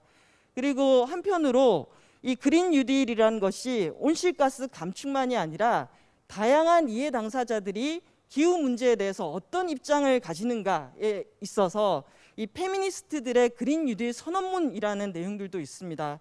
여기서 아주 중요하게 여기는 것은 우리가 시스템을 한번 돌아봐야 된다. 현재의 자본주의 시스템이 괜찮은 거냐, 그리고 국방비에 이렇게 많은 돈을 투자하는 것이 괜찮은 거냐, 이런 것들을 되돌아본 상황에서 우리가 그린 뉴딜과 새로운 사회로의 전환이 필요하다라는 얘기를 하고 있고요. 그래서 나오는 것이 정의로운 전환이 필요하다라는 것, 그리고 불평등을 해소하기 위한 노력들이 같이 들어가야 된다. 그리고 여성의 리더십과 성별 정의, 인권의 우선순위를 두도록 그린 뉴딜이 가야 된다라고 얘기를 하고 있습니다. 자, 이제 여기서 우리 한국의 그린 뉴딜, 한국판 뉴딜에 대해서 이야기를 해보도록 하겠습니다. 저는 한국판 뉴딜, 코로나19 경제 위기, 뭔가 우리 사회에도 대안이 필요합니다. 그랬을 때 우리 정부의 문서를 보면 이렇게 표현되어 있습니다. 미국의 그린 뉴딜은 이 그냥 단순한 경기 회복뿐만 아니라 이 자유방임적인 이런 사회의 종언, 독점 자본주의의 모순을 시정하고 미국의 복지제도의 토대를 형성하는 철학과 이념과 제도의 대전환이었다라고 평가를 하고 있습니다. 그래서 어떻게 보면 우리 사회에서 지금 준비하고 있는 한국판 뉴딜, 그린 뉴딜 이런 것들도 코로나와 그리고 날로 심해지는 기후변화라는 이 위기 속에서 우리 사회의 대전환을 기획하기 위한 이런 논의로 저는 승화시켜야 된다라고 생각을 합니다. 정상 성장 경로의 회복, 빠르게 정상 성장 경로를 회복하자는 이 단기적인 목표만으로는 저는 지금의 위기를 넘어서기 어렵다라고 생각을 합니다. 그래서 현재 그린 뉴딜을 보면 재생 가능 에너지의 빠른 확산, 그리고 녹색 친화적인 생활 환경으로서 건물 에너지의 리모델링, 그리고 녹색 산업 활성화 이런 것들이 되어 있습니다. 우리나라가 워낙 화석 에너지에 기반하고 에너지를 많이 쓰는 산업 구조로 되어 있기 때문에 이런 구조를 저는 녹색으로 전환하기 위한 노력들은 상당히 필요하고 중요하고 또 가야 되는 방향이라고 생각합니다. 하지만 이 그린 뉴딜이 실제 기후 위기를 막고 우리 사회의 희망이 될 수 있도록 하기 위해서는 그린 뉴딜로 추진하는 사업뿐만이 아니라 우리나라 전반의 국토 계획이라든지 지자체의 개발 계획에 있어서 온실가스 감축이라든지 불평등에 대한 이 내용까지도 담을 수 있어야 된다. 사회 전반의 녹색화가 필요하다라는 얘기를 드리고 싶습니다. 왜냐하면 이 상황에서도 석탄 발전소를 계속 짓고 있고 공항을 계속 짓는다라는 것이 코로나 시대의 기후와 이런 것들을 고려했을 때 바람직한지 정말 다시 한번 돌아보는 이런 계기를 마련해야 된다고 생각하고요. 또 동시에 우리가 녹색 전환, 온실가스를 줄이는 사회로의 전환에 있어서는 지금의 에너지를 생산하고 소비하고 유통하는 시스템의 전반적인 변화까지도 기획할 수 있어야 된다라고 생각합니다. 그리고 석탄 발전소를 빼고 재생 가능 에너지로 전환을 한다고 하면은 누군가는 승자와 패자가 있기 때문에 일자리를 잃게 되는 산업과 그리고 일자리가 줄어듦으로써 영향을 받는 지역에 대한 배려 이런 것들도 같이 가는 것이 필요하다고 생각합니다. 그래서 우리가 그린 뉴딜, 한국판 뉴딜을 정말 새롭게 또 사람들의 많은 의견들을 모아서 수렴해서 만들어 간다면은 저는 2050년 넷제로 사회에 대한 비전, 그리고 지속 가능성, 그리고 가장 중요한 것이 민주적인 참여를 지금 반영하는 것이 매우 중요하다. 거기에는 여성의 목소리, 노동자들의 목소리, 청소년들의 목소리, 농민들의 목소리 이런 분들의 얘기가 담겨야지 우리처럼 지금 코로나와 경제 위기에 힘든 사람들에게 뭐라도 하나 이렇게 잡고 이 위기를 건널 수 있다라는 믿음을 줄 수 있을 것 같습니다. 저는 그런 의미에서 우리 그린 뉴딜이 어려운 시기에 사람들의 마음을 위로하고 기댈 수 있는 가슴 뛰는 대안이어야 한다라는 생각이 들고, 그렇게 하기 위해서는 폭염이나 한파, 홍수 같은 기후 재난으로부터 시민의 생명과 건강을 보호할 수 있는 인프라, 노약자, 어린이, 여성, 장애인들도 안전하게 살아갈 수 있는 인프라를 구축하는 것, 그리고 녹색 일자리를 확대하는 것, 지속 가능한 건물과 에너지와 교통, 깨끗한 공기와 물, 이런 종합적인 관점에서 저는 접근하는 것들이 필요하다라고 생각을 합니다. 코로나 시대 그리고 기후 위기는 우리에게 지금까지와는 전혀 다른 생각의 방향을 제시하는 것 같습니다. 여러분, 2050년 넷제로 사회잖아요. 그러면 2050년에 온실가스가 넷제로에 가깝다라고 설정을 해놓고 지금 우리는 무엇을 할 것인가라는 백캐스팅 방식으로 바뀌게 됩니다. 저도 기후 관련해서 여러 활동들을 해왔지만 그전에는 포캐스팅이라고 해서 BAU 방식을 썼습니다. 이렇게 날 건데 우리 어떻게 노력할 거냐. 그런데 이제 완전히 바뀌었습니다. 백캐스팅입니다. 넷제로 사회를 만들어야 되고 그 사회를 위해서 우리는 무엇을 할 것인가를 물어야 합니다. 영국에서 지난해 캐롤라인 루카스 의원이 발의한 탈탄소 그린 뉴딜 법안입니다. 이 법안에서 저는 가장 눈에 들어왔던 것이 탈탄소 사회를 논의하는 데는 시간이 많이 필요로 한다. 그럼 이 논의를 누가 할 것이냐라고 했을 때 그린 뉴딜 커미션을 만드는데, 그 커미션에는 반드시 성별 다양성, 그리고 나이, 그리고 직업, 출신, 이런 다양성을 포괄한 위원회를 만들어서 함께 탈탄소 사회를 만들어가자라는 내용이 있었습니다. 저는 이 내용이 한국의 지금 그린 뉴딜에 반드시 반영돼야 될 내용이고요. 이 내용은 뉴질랜드의 행복 예산입니다. 우리가 그동안 이 경제 성장의 지표로 삼아왔던 것들이 이 위기 시대에 우리의 중요한 지표가 될 수 있을까요? 뉴질랜드는 2019년부터 행복 예산을 중심으로 예산을 편성하고 있고요. 또 탄소 영향 평가 제도라고 해서 국가의 예산이 온실가스 배출에 얼마만큼 영향을 미치는지를 미리 점검하게 하는 이런 제도를 만들고 있습니다. 우리도 이런 제도에 대해서 고민을 해야 될 것 같고요. 그리고 탈탄소 경제사회 대전환은 환경부나 산업부만의 일이 아니라 모든 부처가 주류화해야 합니다. 그래서 여성가족부 같은 경우에도 그린 뉴딜을 통해 어떻게 성평등 사회를 만들 수 있는지 여성들이 또 모여서 이런 대안들도 같이 논의했으면 좋겠습니다. 마지막으로 지역에 관한 얘기를 드리고 싶습니다. 코로나 시대에 우리는 공공의료 시스템이 중요하고 또 적정한 주거권을 갖는 것이 얼마나 중요한지를 알게 됐습니다. 다들 집에서 공부하고 일하고 쉬고 다 하게 되잖아요. 그랬을 때 옥탑방이라든지 지하방이라든지 고시원에서 살아가는 사람들에게는 삶의 질이 너무나 떨어질 수밖에 없습니다. 그래서 어떤 의미에서 우리가 집중해야 될 곳들은 공공의료 시스템, 그리고 교통체계, 자전거도 많이 팔렸지만 그렇다고 대중교통을 기피하게 만들면은 온실가스 배출량은 늘어나게 됩니다. 그래서 쾌적한 집, 편리한 대중교통 체계, 그리고 언제든 가까이 갈 수 있는 공원 녹지 시설, 그리고 폐쓰레기라 플라스틱이 늘어났기 때문에 이것을 순환할 수 있는 체계를 갖추는 것, 저는 이런 것들이 우리의 삶을 지탱하는 그린 뉴딜이 될 수 있다라고 생각하고요. 그랬을 때 이런 것들이 경제랑 만난다면은 이 코로나 시대에는 사회적 경제의 역할이 중요하겠다. 가치를 실현하면서 지역을 기반으로 지역에서 일을 하고 이동 거리를 줄이면서 지역에서 온실가스를 줄이고 또 지역사회의 회복력을 강화하는 방향으로 우리 삶을 지키는 대한경제로서의 사회적 경제의 역할이 매우 중요하고, 거기에 여성을 포함한 많은 분들이 사회적 경제를 튼튼히 하고 그 분야에서 일자리를 가질 수 있겠다라는 생각이 들었습니다. 그런 의미에서 살펴보면 에너지 전환이라든지 집수리 단열 개선 사업이라든지 재활용이라든지 생태 보존, 생태 관광, 그리고 재난에 대비하는 기후 적응, 이 여러 분야에서 사회적 경제가 만들어질 수 있고요.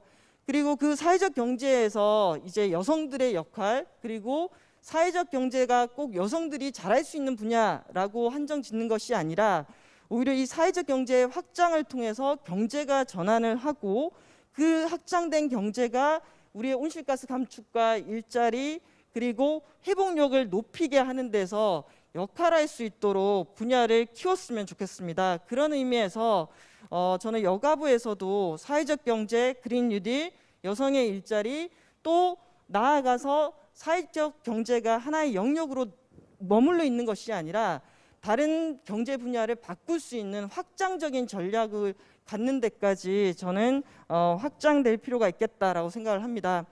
그린 뉴딜에 대한 논의는 계속될 것입니다. 그런 의미에서 이 그린 뉴딜 논의에 정말 다양한 사람들의 의견이 반영되어서, 왜냐하면 우리가 앞으로 생존과 공생을 위한 대안 정책이 그린 뉴딜이라면은 반드시 여성들의 목소리가 이 정책에 반영될 수 있도록 하는 이 장을 열어야 된다라고 생각합니다. 저는 마지막 장면입니다. 북극곰이 이렇게 있는데요. 이번에 우리 홍수 난 다음에 지붕 위에 올라간 소를 봤지 않습니까? 이게 지금 현재 우리 상황이 이렇게 전개가 되고 있습니다. 오른쪽 그림을 보면 청소년들이 기후 시위를 하면서 금요일마다 학교를 안 가니까 이 호주 총리가 애들은 학교 가서 공부나 해 이렇게 얘기했습니다. 전 이게 우리의 이 상황을 보여주는 것 같거든요. 아이들은 이런 청소년들이 이런 얘기를 할 거예요. 우리는 더 절박하고 이 기후가 오른 지구에서 더 오래 살아갈 텐데 힘이 없고 당신은 힘은 있으나 절박하지 않다. 저는 이 그림에서 주는 메시지 이런 것들을 많이 읽었으면 좋겠습니다. 기후와 코로나 시대에 절박한 사람들이 많습니다.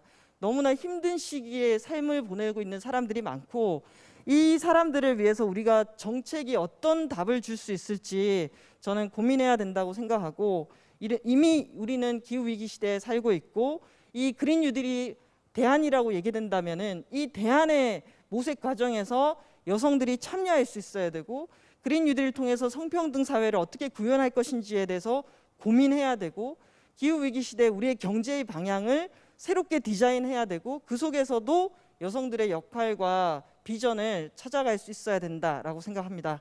네, 감사합니다.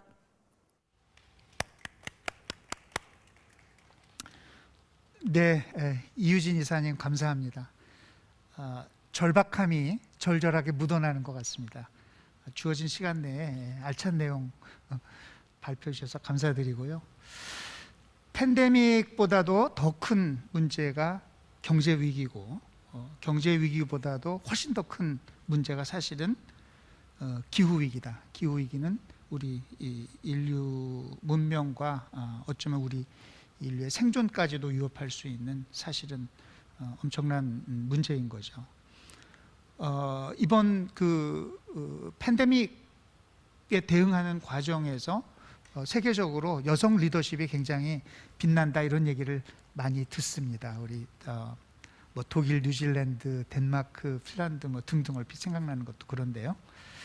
그런데 우리 이유진 박사님 발표를 듣다 보니까 여성들이 훨씬 더 기후변화 문제에 대해서 진취적인 인식을 가지고 있고, 또 여성 리더들이 이 기후변화 문제에 대한 대응에 있어서도 훨씬 남성들에 비해서 탁월하다 하는 것을 또 배우게 됐습니다.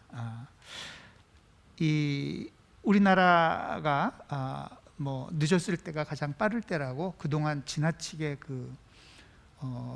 에너지 다소비 산업, 화석연료에 의존한 에너지 생산 이런 경제 구조로 돼 있었는데, 이제라도 그린 뉴딜을 시작을 해서 다행이고 이것이 앞으로 잘 돼야 되겠다.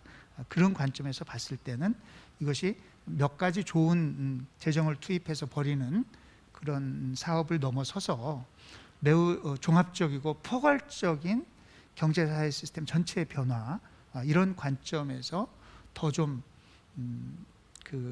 심도 있고 구체적인 설계가 필요하겠다. 그리고 그것은 누구 똑똑한 사람들이 앉아서 책상에 앉아서 만들어내는 계획이 아니고 우리 국민 모두가 특히 정책 결정 과정에서 흔히 간과되고 소외되는 여성들 또 사회적 약자들까지 다 참여하는 민주적 참여의 과정을 통해서 이것을 만들어내는 것이 더 효과적인 실천도 담보하고 더 좋은 그 그린 뉴딜을 만들어낼 수 있겠다. 저는 이렇게 이해를 했습니다. 세 분 발표 들으면서 저부터 굉장히 많이 그 깨우친 게 많고 정말로 좋은 발표였습니다. 지금 온라인으로 참여하시는 모든 분들도 그런 저와 같은 반응이 있었으면 좋겠습니다. 계속해서 좀 온라인으로 질문도 던져주시고 여러 가지 반응 보여주셨으면 감사하겠습니다. 이제 본격적으로 토론을 시작해 보도록 하겠습니다. 먼저 세 분의 지정 토론자께서 각자 생각을 좀 공유해 주시고요. 이 세 분의 각각 한 10분 정도씩 하시면 될 것 같습니다. 지금까지 이 모든 발표자들이 너무나 시간을 잘 지켜주셔서 진행이 참 매끄럽게 잘 됐는데 우리 토론자 선생님들께도 부탁드리고요. 이 세 분 지정 토론이 끝나고 나면 이 현장에서 나온 질문, 지금 온라인으로 참여해 주시는 분들의 질문 포함해서 좀 더 자유롭게 토론하는 시간 갖도록 하겠습니다. 토론자로 모신 세 분은 아까도 말씀드렸습니다마는 이주희 이화여자대학교 사회학과 교수님, 그리고 마틴 힐버트 UC 데이비스 커뮤니케이션 학과 교수님, 장희정수 여성환경연대 상임 대표님, 이 세 분 되시겠습니다. 먼저 이주희 교수님. 마이크 사용하겠습니다. 일단 굉장히 훌륭한 새 발표를 들은 것 같아요. 그래서 이런 발표를 듣고 토론에 참여할 기회를 가지게 돼서 정말 기쁘고 감사하게 생각을 합니다. 저는 이제 조금 노동 문제에 집중해서 말씀을 드릴 것 같은데요. 이거는 뭐 여성에 대한 폭력이 노동보다 덜 중요하거나 그래서가 전혀 아니고 우리가 자본주의 사회에 살다 보니 이 재정 자립을 한다는 것의 의미가 너무 커서 직장 내에서 낮은 지위에 있거나 아니면 가정 내에서 그 상황을 탈피할 수 없는 수준의 그 재정 상황을 가지고 있다면 폭력에 더 많이 노출될 수 있기 때문입니다. 일단 팬데믹 이전 상황에 대해서 한번 간단히 살펴보고 싶은데요. 이거는 제가 예전에 쓴 연구 논문인데 보통 노동시장에서 지금까지 가장 큰 문제는 비정규직의 문제였습니다. 그리고 여성 비정규직이 남성보다 훨씬 많죠. 비정규직법이 통과가 됐었는데 비정규직법의 핵심 이슈는 정규직과 유사한 업무를 하는 사람들은 정규직화해라 라는 것이었고, 그래서 정규직과 유사한 사람들은 이제 정규직화가 되는, 이게 무슨 뜻이냐면 정규직과 유사하지 않은 경우는 조금 더 나쁜 상황으로 갈 수도 있다는 말씀입니다. 그러니까 간접 고용화되거나 아니면 퇴출되거나 할 수 있다는 거죠. 우리나라 여성 고용의 가장 큰 특징은 이 젠더 그 고용 갭이 굉장히 큰데, 보통 다른 선진국에서는 이제 교육 수준이 높을수록 여성과 남성의 노동시장 참여율이 크게 차이 나지 않는데 우리는 대졸 이상일 경우에도 굉장히 크게 차이가 난다라는 점, 많이 알려진 사실이죠. 이거는 어떤 자료이냐 하면, 그러니까 이제 고용 불안정이 가장 큰 특징일 텐데요. 나쁜 일자리에 고용 불안정 상황이 그 비정규직 보호법 같은 것이 통과된 이후에 어떻게 개선이 됐는가를 살펴보는 건데, 예전에는 예를 들어서 노동시장에서의 안정성이란 문제가 학력하고 그렇게 큰 상관이 없었습니다. 생산직에 종사하게 되면 그냥 조금 더 길게 일하는 가는 그런 경향도 있었고, 근데 2013년에는 그 학력 효과가 사라지게 됩니다. 그리고 이거는 제가 추가해서 말씀드리고 싶었던 건데, 저 밑에 있는 건 어떤 뜻이냐면, 예전에는 그 소규모 기업일수록 오히려 고용이 더 불안정했는데 비정규직 보호법 통과 이후에는 대규모 기업일수록 훨씬 더 비정규직을 더 많이 쓴다, 뭐 이런 뜻으로 해석이 될 수 있고요. 그 학력 효과가 사라졌지만 굉장히 재미있게도 여성하고의 그 상호작용 효과가 남아 있었습니다. 그래서 이 로지스틱이라는 거는 상호작용 효과를 해석하기가 굉장히 어려움이 있어서 제가 남성과 여성을 따로 분리해서 그 분석을 해봤더니 간단히 말씀드리면 결론은 이겁니다. 남성과 같은 경우에는 비정규직 보호권 같은 것이 통과되면서 어떤 면에서 신자유주의적인 그 학력의 중요성이 더 커지면서 남성은 학력이 높을수록 고용 안정성을 더 가지게 되지만 여성한테서는 그런 추세가 발견되지 않았다. 그러니까 대졸 여성이 고졸 여성보다 모든 여러 가지 다른 요인을 통제할 때 뭐 고용 안정성이 더 나쁜 것으로 나타났고, 이건 아마 대졸 여성들에 대한 시간제 일자리 확대나 이런 정책들이 영향을 미친 걸로 생각이 됩니다. 그러니까 여기서 말씀드리고 싶은 거는 우리가 인적 자본론이라는 것이 사람의 인적 자본에 투자를 하게 되면 그 조건 일자리를 가지게 된다. 이런 가장 기초적인 얘기가 남성한테는 해당이 되지만 여성한테는 해당이 안 된다는 얘기이고, 그럼 여성은 이거는 전반적인 어떤 그 기본적인 사회 운영의 기본 원칙으로부터도 굉장히 벗어나 있는, 그리고 이거는 제가 뭐 학력이 낮으면 뭐 불안정한 일자리도 괜찮다든지 뭐 이런 얘기로 말씀드리는 건 전혀 아닙니다. 학력 자체에 따른 불안정성의 문제도 해결돼야 될 우리 사회의 굉장히 중요한 불평등의 차원이지만 일단 여성이 이런 상황에 있다는 걸 말씀을 드렸던 거고요.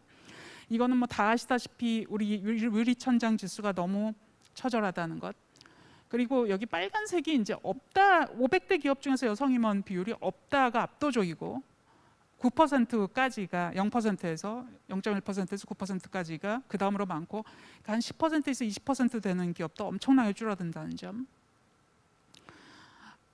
여성 고위공무원 비율도 많은 여성들이 그 참여를 했지만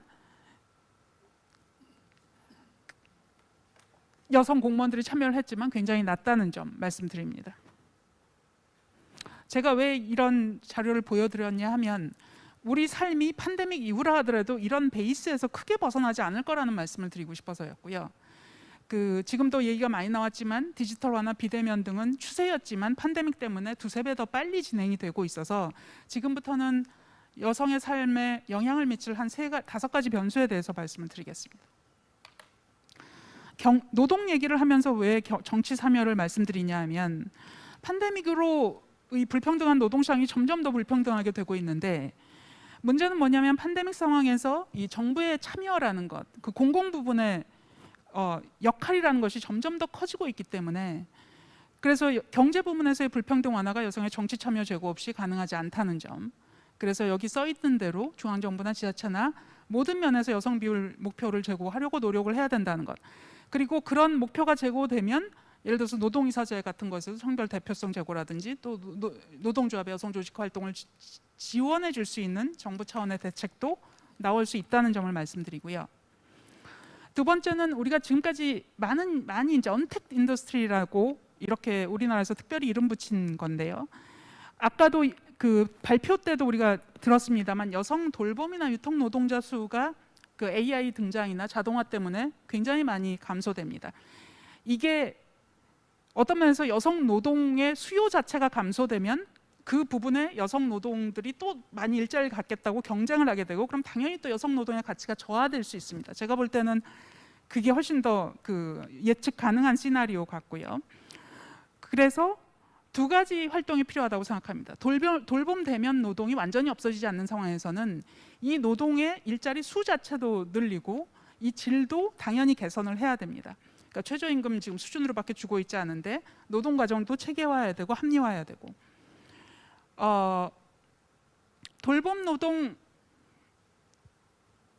일자리의 질이 높아지게 되면 남성도 유입이 가능합니다. 지금은 이게 여성 일자리로 굉장히 나쁜 일자리로 되어 있는 거죠. 또 다른 차원에서는 돌봄 노동이 여성만의 일자리로, 여성은 이제 돌봄 노동에 주로 종사한다 이런 생각을 하고 계신데 돌봄 노동 이외의 부분에서 여성 진출이 당연히 필요하겠죠. 이것도 정치 분야의 일입니다. 세 번째로 플랫폼 노동, 이제 디지털화가 진행되면서 우리가 플랫폼 노동에 대한 규제가 필요하게 됐는데 지금 거의 규제가 없는 상황입니다. 우리가 플랫폼 노동이라고 하면 라이더로 대표되는 이게 보통 남성분이 이제 뭐 오토바이를 타고 다니는 거야 이런 생각을 하시기도 쉽지만 지금 가사 노동이나 프리랜서나 미세 작업 등에서 여성 노동자들이 많이 진출을 하고 있고요. 이거는 노동 유연화의 가장 극단적인 형태로 이 플랫폼 산업 자체의 그 기본적인 윤리성에 대해서도 고찰을 할 필요가 있고요. 왜냐하면 노동자도 아닌데 그래서 당연히 노동자로서의 보호도 받지 못하지만 그렇다고 노동자로 만들면 이분들이 괜찮을 것이냐, 여기에 대해서도 의문의 여지가 남아 있습니다. 왜냐하면 노동자가 됐다고 해도 교섭력도 없고 플랫폼 산업의 그 알고리즘이라는 것으로 굉장히 타이트한 통제가 들어가게 되면 제대로 일할 수 없게 되는 거죠. 그래서 저는 또 발표 중에서도 나왔습니다만 사회적 경제, 특히 플랫폼 협동조 노동조합주의 같은 확산이 필요하다고 생각이 되는데요. 왜냐하면 플랫폼 업체야말로 극단적으로 강력한 그 거대 금융자본이 소유하는 굉장히 큰 기업하고 또 극단적으로 영세한 기업들이 있는 장소이기 때문에 그렇습니다. 이 얘기도 시간이 많다면 많이 말씀드리고 싶은 건데 우리가 이런 토론회를 가지게 된 것도 코로나19로 기존 삶의 방식에 대한 근본적인 문제 제기를 시작했기 때문이고, 실제로 지금까지의 우리 그 경제, 금융계는 금융검역이 극단적으로 집중화돼 있어서 이게 새 기술 개발하는 환경 친화적 기업, 그리고 고용 창출에 특화된 중소기업들에 대해서는 과소 투자가 이루어져 왔습니다. 그래서 저는 노동이나 환경이나 여성 친화적인, 특히 이제 돌봄 노동 관련된 투자 기금, 그러니까 우리가 경제가 잘 살고 거기서 일자리가 만들어지기 위해서는 금융이 가장 중요한 얘기입니다. 돈 얘기를 하지 않고는 이 문제가 해결되지 않는다는 것이죠. 그래서 투자기금, 이건 사회적 금융에 대한 대폭체 투자가 필요하고 시간 관계상 상세한 설명은 생략하겠습니다. 마지막인데요. 그 복지국가라는 것이 근본적으로 가부장적입니다. 우리가 재난지원금 그 세대주 지원에서 굉장히 흥미로운 상황을 많이 맞닥뜨렸는데, 가정을 일구고 돈을 벌어오는 거는 가구주의고 그 가구주는 대폭 남성이고, 여성은 이제 일을 하긴 하지만 이게 파트타임도 괜찮고 이제 사이드로 일을 하는 것이다. 이런 가정하에 모든 복지 국가의 지원이 구성되어 있습니다. 그래서 예를 들어서 여성이 육아를 하기 위해서는 육아휴직도 남녀 공평등하게 제공이 돼야 되고, 그리고 또 아기를 맡길 수 있는 시간도 충분히 보장이 돼야 전일제 일자리를 가질 수가 있는데 그런 일들이 하나도 안 이루어졌다는 거죠. 그래서 지금까지는 여성은 남성처럼 노동시장에 참여하고 싶지만, 그래서 남성처럼 행위를 해왔지만, 남성은 집에서 돌봄 노동의 책임을, 육아의 책임을 반씩 안 가졌다는 그 문제 때문에 평등이 요원한 상태인데, 지금부터는 이 팬데믹 사태를 기회로 이 복지국가가 어떻게 남녀 모두 평등하게 노동자이면서 돌봄자가 될 수 있는지에 대해서 그 패러다임 전환격의 변화가 필요하다고 생각합니다. 예, 이상으로 토론을 마치겠습니다. 네. 다음에는 마틴 힐버트 교수님 토론 듣도록 하겠습니다.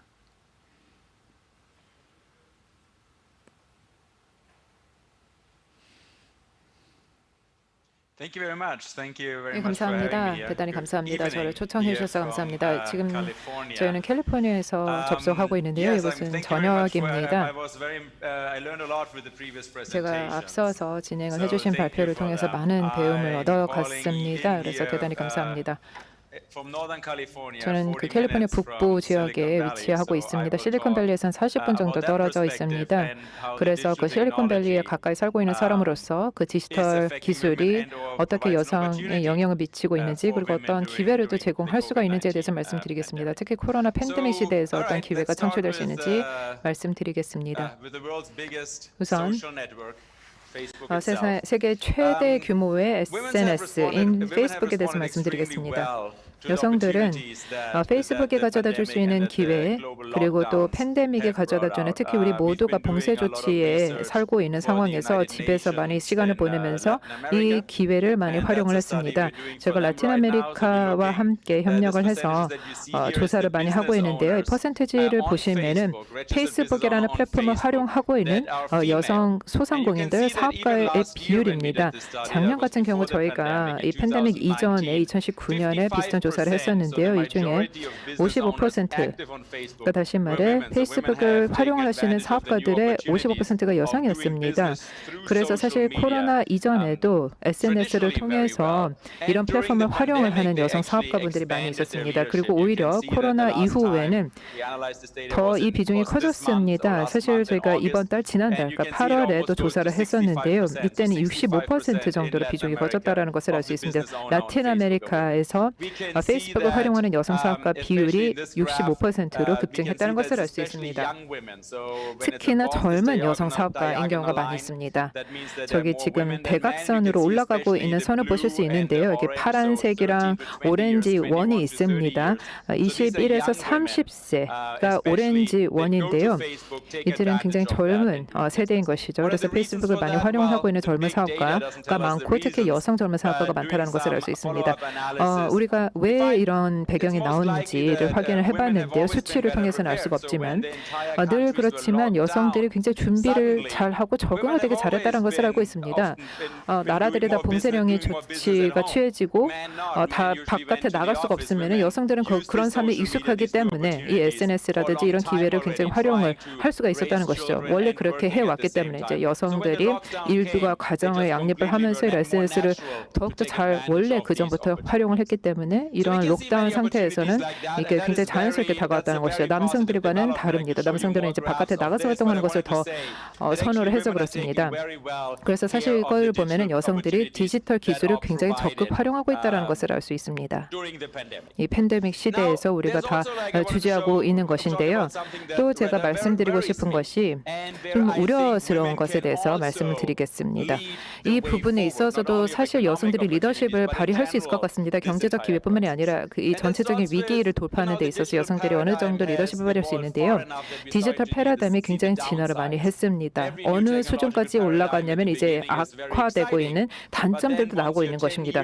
디지털 변혁이 나타나면은 처음에는 굉장히 신기하고 재밌다가 이제 10년 뒤에 가서는 단점이 보이는 것이죠.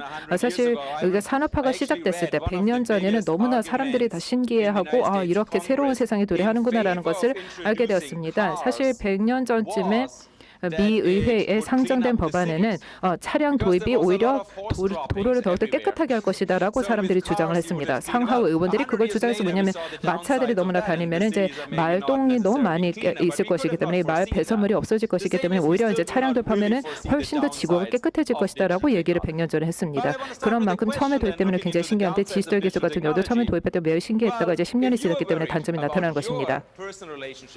저희가 지금 이제 기술과 나의 관계에 대해서 걱정을 하고 계시는 분이 계실 수도 있고 아닐 수도 있습니다. 만약에 나는 괜찮다, 난 기술을 굉장히 건전하게 잘 쓰고 있다 싶으시면 이제 아이들이 나의 자녀들이 어떻게 쓰고 있는지를 생각을 하실 수 있겠죠.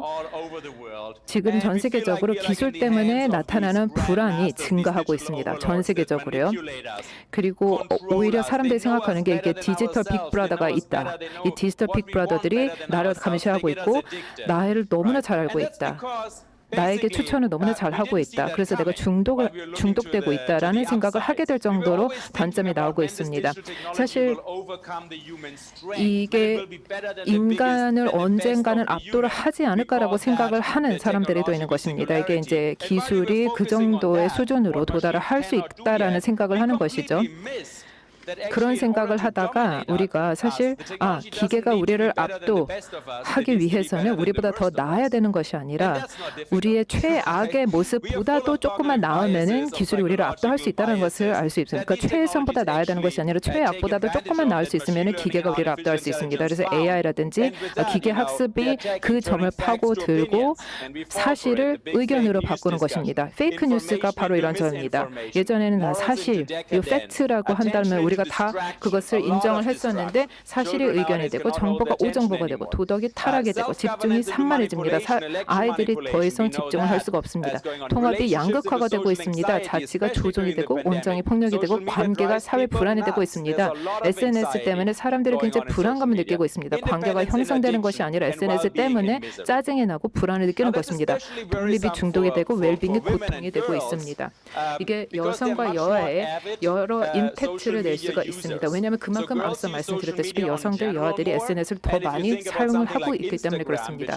인스타 같은 경우는 이게 비주얼한 플랫폼입니다. 이미지 기반된 것이죠. 그렇기 때문에 여아들이 더 단점을, 악영향을 더 받는 것입니다. 우울, 자살 이런 것도 SNS가 발생시키는 것입니다. 그래서 어떻게 보면은 여성과 특히 여아들이 여기에 대해서 AI가 추천하는 이런 알고리즘에 더욱더 현혹되기가 쉽다는 것입니다. 그렇다면 우리가 어떤 일을 할 수 있을까요? 이런 너무나 암울한 그 현실 살고 있는데 그러면 지금 여러 이제 연구조사가 진행되고 있습니다. 실리콘밸리에서도 사실 이 문제에 대해서 많은 이제 윤리학자라든지 도덕학자분들이 특히 미국에서는 대선이 다가오기 때문에 이런 논의가 활발하게 이루어지고 있고 굉장히 유효하다고 할 수 있겠습니다. 지금 최근에 나온 한 몇 달 전에 경제학자들이 내놓은 연구조사 결과입니다. 많은 사람들에게 4주 동안 페이스북 계정을 비활성화시켜라, 로그아웃을 해라라고 이제 설득을 했습니다. 4주 동안 비활성화하니까 어떤 일이 있었을까요? 나의 행복 그리고 삶에 대한 전반적인 만족도가 굉장히 급증했습니다. 그리고 우울, 불안이 엄청나게 하락했습니다. 전반적으로 내가 느끼는 나의 주체적인 어떤 웰빙이 어떻게 보면은 내가 심리 치료를 받았을 때에 느낄 수 있는 그런 결과의 40% 수준까지도 올랐다는 것입니다. 그래서 내가 심리 치료를 받는 것보다 그냥 내가 더 행복하기 위해서는 페이스북을 끄면 된다는 것입니다. 내가 SNS를 4주 동안 안 하면은 내가 그 정도의 웰빙이 한 40% 더 도달할 수 있다는 것입니다. 혹은 나의 행복 정도가 더욱더 올라갈 수 있다는 것입니다. 심지어 이것을 소득 수준으로 계산해 보면 3만 달러 이상의 소득을 받는 것 정도의 행복을 느낀다고 합니다. 그러면은 누구라도 페이스북을 끄는 게 낫지 않을까요? 이게 어떤 하드적인 수치로 나올 수 있는 것입니다. 왜 그럴까요? 이게 기술이 왜냐하면 사실 우리의 두뇌, 우리의 생각, 우리의 마음의 연장선에 있기 때문에 그렇습니다. 가장 마지막에 여러분들께서 이제 스마트폰을 켜고 내가 어떤 유튜브 동영상을 봤다, 아니면은 뭐 이 SNS 포스트를 봤다라고 하는데 이거를 보려고 잠깐 이거 하나만 봐야지 했는데 40분이 지나고 나니까 내가 지난 40분 동안 나는 누구였고 여기는 어디지? 이런 생각을 하게 되는 것입니다. 이게 왜 이런 일이 벌어났는지도 모릅니다. 나의 생각, 나의 마음, 나의 두뇌는 이 슈퍼컴퓨터로 인해서 현혹에 당했고 여기에 그냥 빠져버린 것입니다. 이 슈퍼컴퓨터는 나에 대해서 모든 것을 다 알고 있고 사실 이게 결단력 장애라는 이게 사법 용어이긴 한데요. 이게 사실 이제 그 범죄에서 이렇게 많은 사람들의 어떤 사용이 되고 있는 결단력 장애라는 얘기가 있습니다. 그러니까 내가 선택을 못했다는 것입니다. 나의 자아가 결정을 내릴 수가 없었다라는 것입니다. 이런 너무나 우리에게 설득을 하고 우리를 현혹하는 대선을 심지어 결과를 조작한다라고 주장을 받고 있는 이런 기술을 어떻게 해야 될까요? 물론 이제 여러 법제, 신생 법안들이 나올 수도 있고요. 여기에 대해서도 사실 기사를 많이 적긴 했지만 특히 여성들이 이 문제를 해결하는 데 있어서 리더십을 발휘할 수 있다고 생각합니다. 우리가 업그레이드 해야 됩니다. 인간 모두가 업그레이드 해야 됩니다. AI가 우리와 경쟁하고 있다라는 생각을 해야 됩니다. 이 기술이 우리의 마음, 우리의 생각의 연장선이다라고 생각을 해야 됩니다. 여러분들이 여러분의 생각을 지배하고 계신가요? 내가 내 마음을 지배하고 있지 못한다면, 내가 나의 감정을 지배하지 못한다면 이 기술을 우리가 어떻게 지배할까? 이 기술은 지금 우리 스스로보다 더 잘 알고 있는데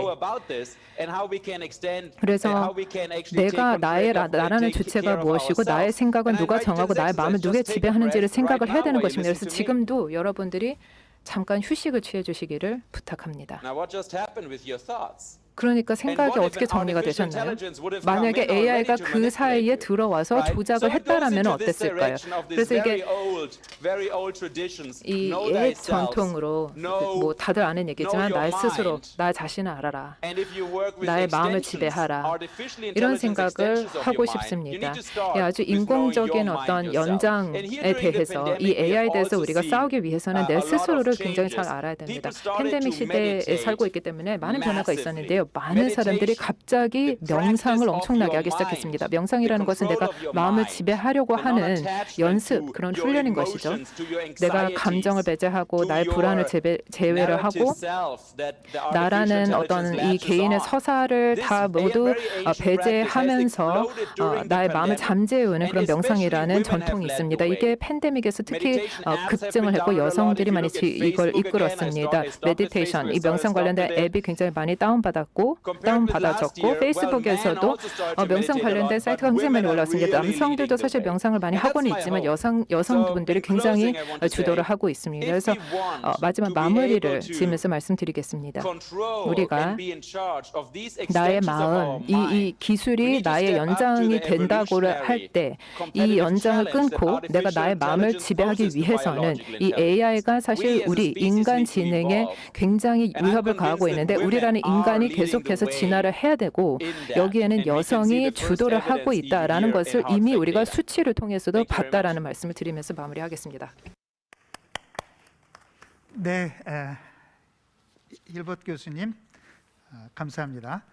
마지막 토론자는 장희정수 여성환경연대 상임 대표님입니다.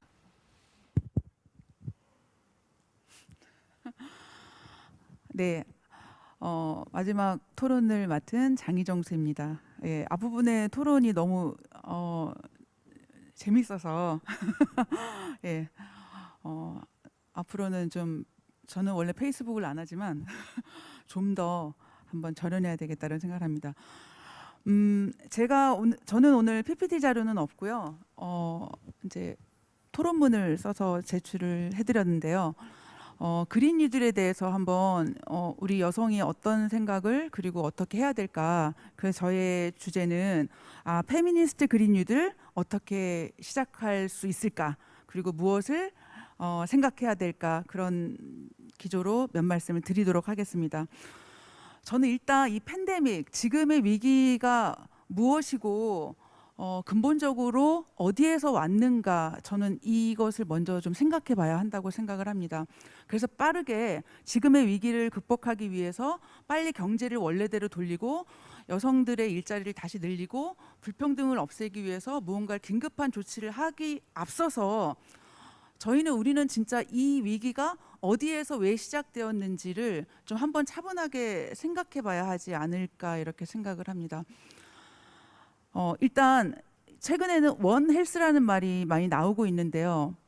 자연이 건강하고 사람이 건강하고 인간과 종과 환경이 같이 건강하지 않으면 인간도 건강할 수 없다라는 것이 바로 원 헬스입니다. 어떻게 보면 우리가 지금까지 100여 년 동안 그리고 다른 세계에서는 평균 1도가 올라가 있을 때 한국 사회는 그것보다 더 많이 1.5도 오를 정도로 굉장히 경제 성장을 향해서 달려왔고 사실 그 경제 성장은 그 사회 안에서 여성에 대한 차별이나 임금에 대한 각종 차별과 누군가는 우리 사회에서 필수적으로 해야 하는 어떤 일들을 하면서 계속 차이와 격차 속에서 저는 이윤을 만들어내왔던 것이라고 생각을 합니다. 이것은 자본주의, 전 세계 자본주의 역사도 마찬가지인데요. 저는 이 위기가 경제의 위기면서 동시에 사회의 위기이고 환경의 위기다. 그래서 저는 이 위기를 동시에 같은 문제로 봐야 한다고 생각을 합니다.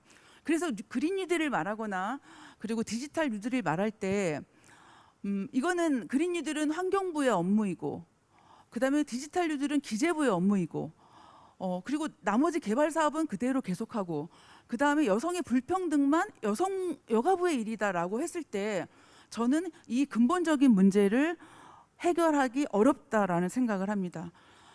사실 이 문제가 팬데믹이 있기 전에도 우리 사회에서는 저출산 문제라든가 여성의 돌봄 노동이 그 돌봄의 영역이 가시화되지 않는 문제라든가 그로 인해서 차별과 격차가 심화되고 있었던 것은 계속 되어 왔던 문제라고 생각을 합니다.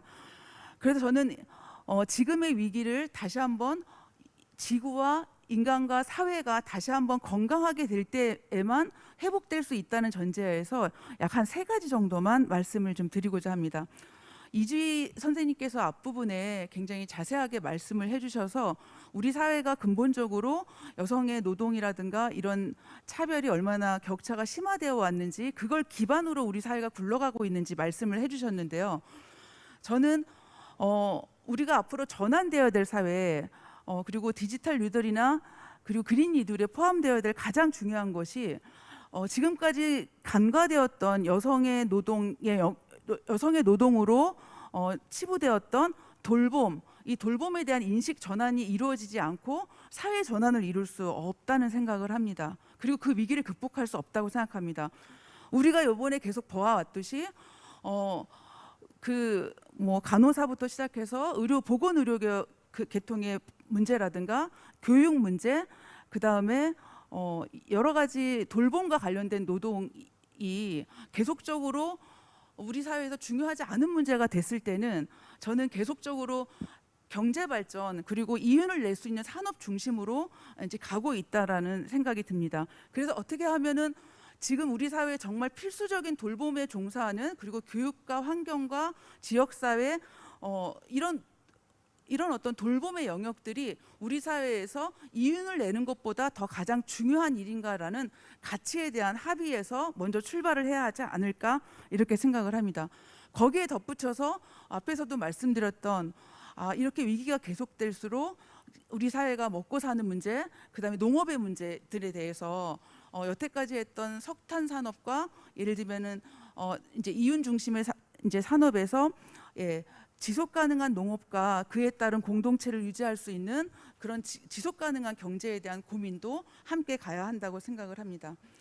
그리고 두 번째 말씀드릴 거는 디지털 뉴딜과 그린 뉴딜이 굉장히 디지털화 중심으로 되었고, 앞부분에서도 그 문제점의 우려에 대해서 말씀을 하셨는데, 디지털화는 원래 기업들이 하고 있는 거고, 보건의료 영역에서도 디지털 기기를 보급해서 하겠다라고 하는 게 굉장히 장밋빛 미래처럼 나오고 있는데요.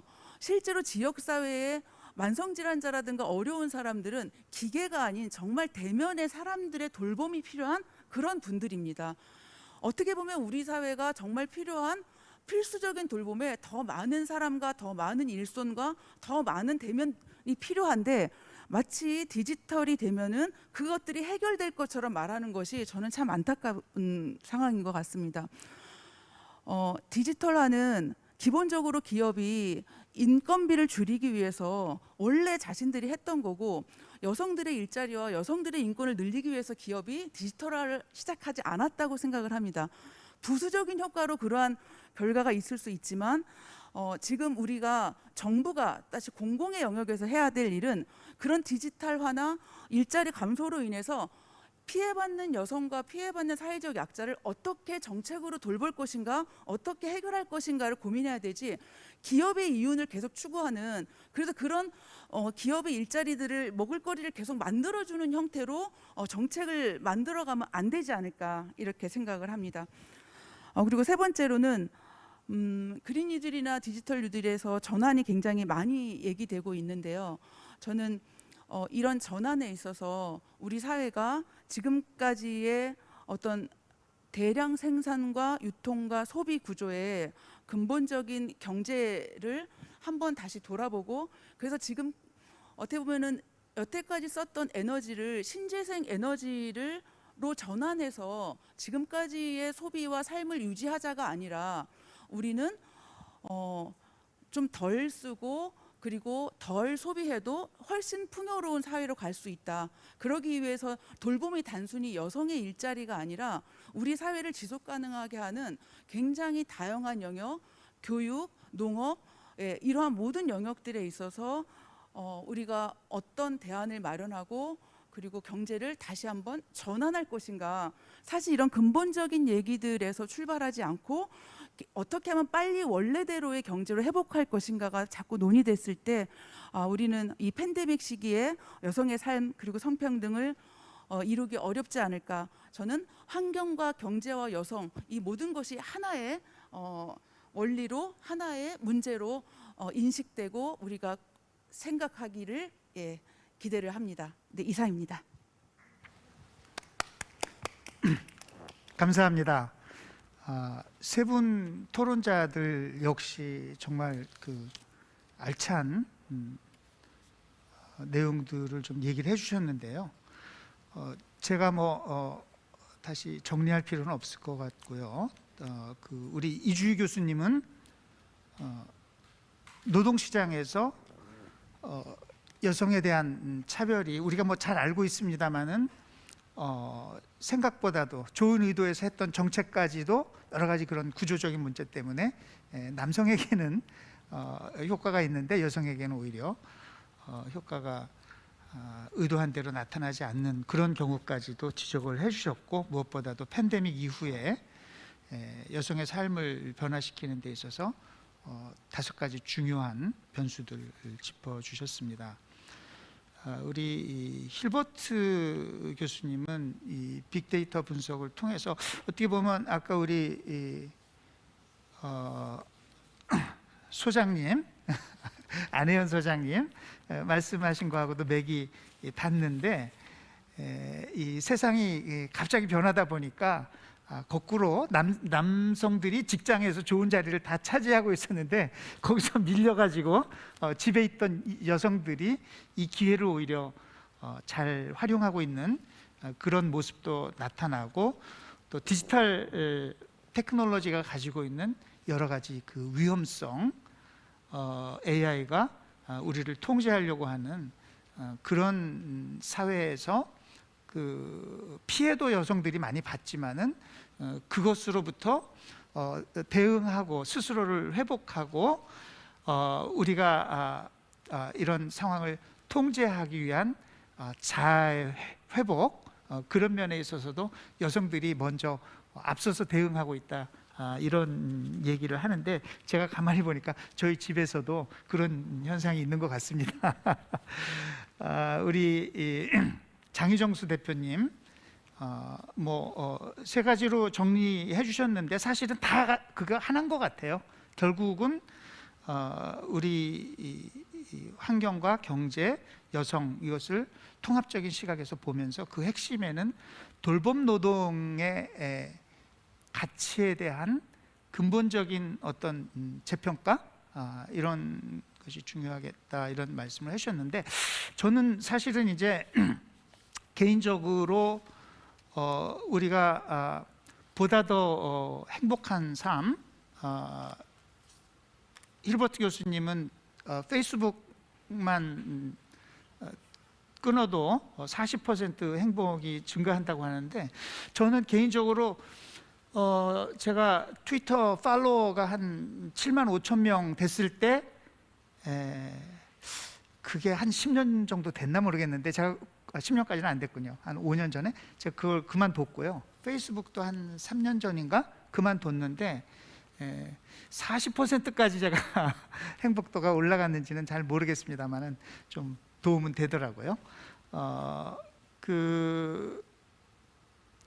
우리 이 그린 뉴딜을 위해서도 그렇고 디지털 뉴딜도 마찬가지고 우리 삶의 패턴을 바꾸고 소비를 바꾸는 건데, 한국에서 제가 지어낸 말입니다만 빨만싸라고 그러는데, 빨리빨리 하고 많이 쓰고 그러다 보니까 싸구려로 하고 이런 게 많아지는데, 돌봄 노동 포함해서요, 이것을 더 작은 규모로 더 고급화시키고 더 의미 있고 더 재미있고 그 비싼 노동으로 저는 만들어야 된다. 우리 소비를 특히 이제 돌봄 노동도 그렇게 해야 되겠다.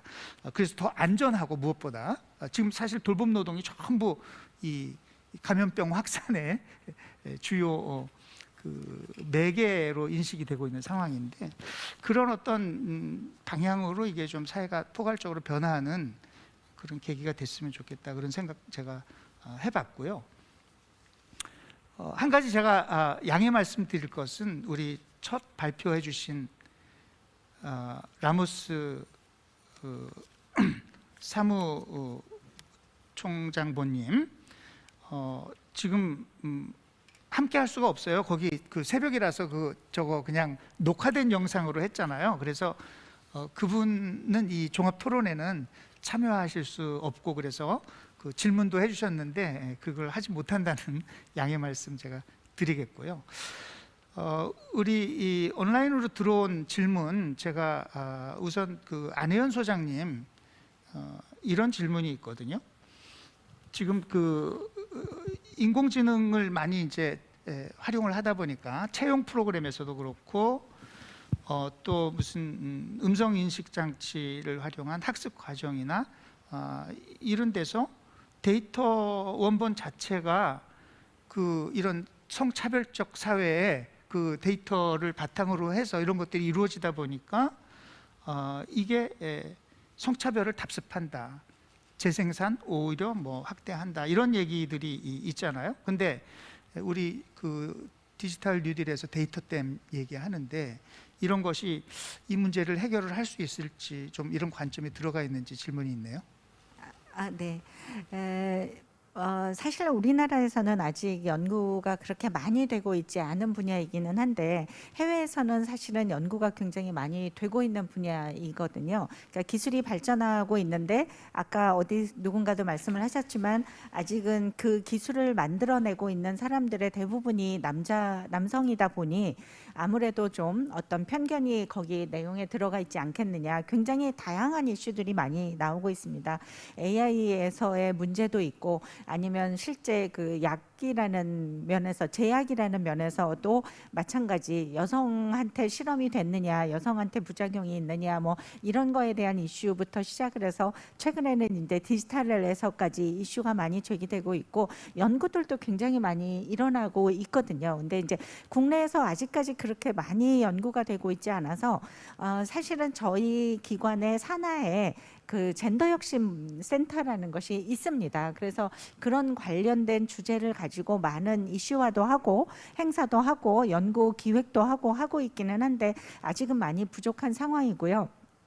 사실은 이거를 롱텀으로 해결해 나갈 수 있는 방법은 더 많은 그래서 여성들을 그 참여시켜서 그 문제가 생기지 않게 해야 된다라는 얘기를 저희도 열심히 하고 있고 해외에서도 이미 일어나고 있고 저희도 앞으로 더 투자를 해서 진행을 할 예정인데요.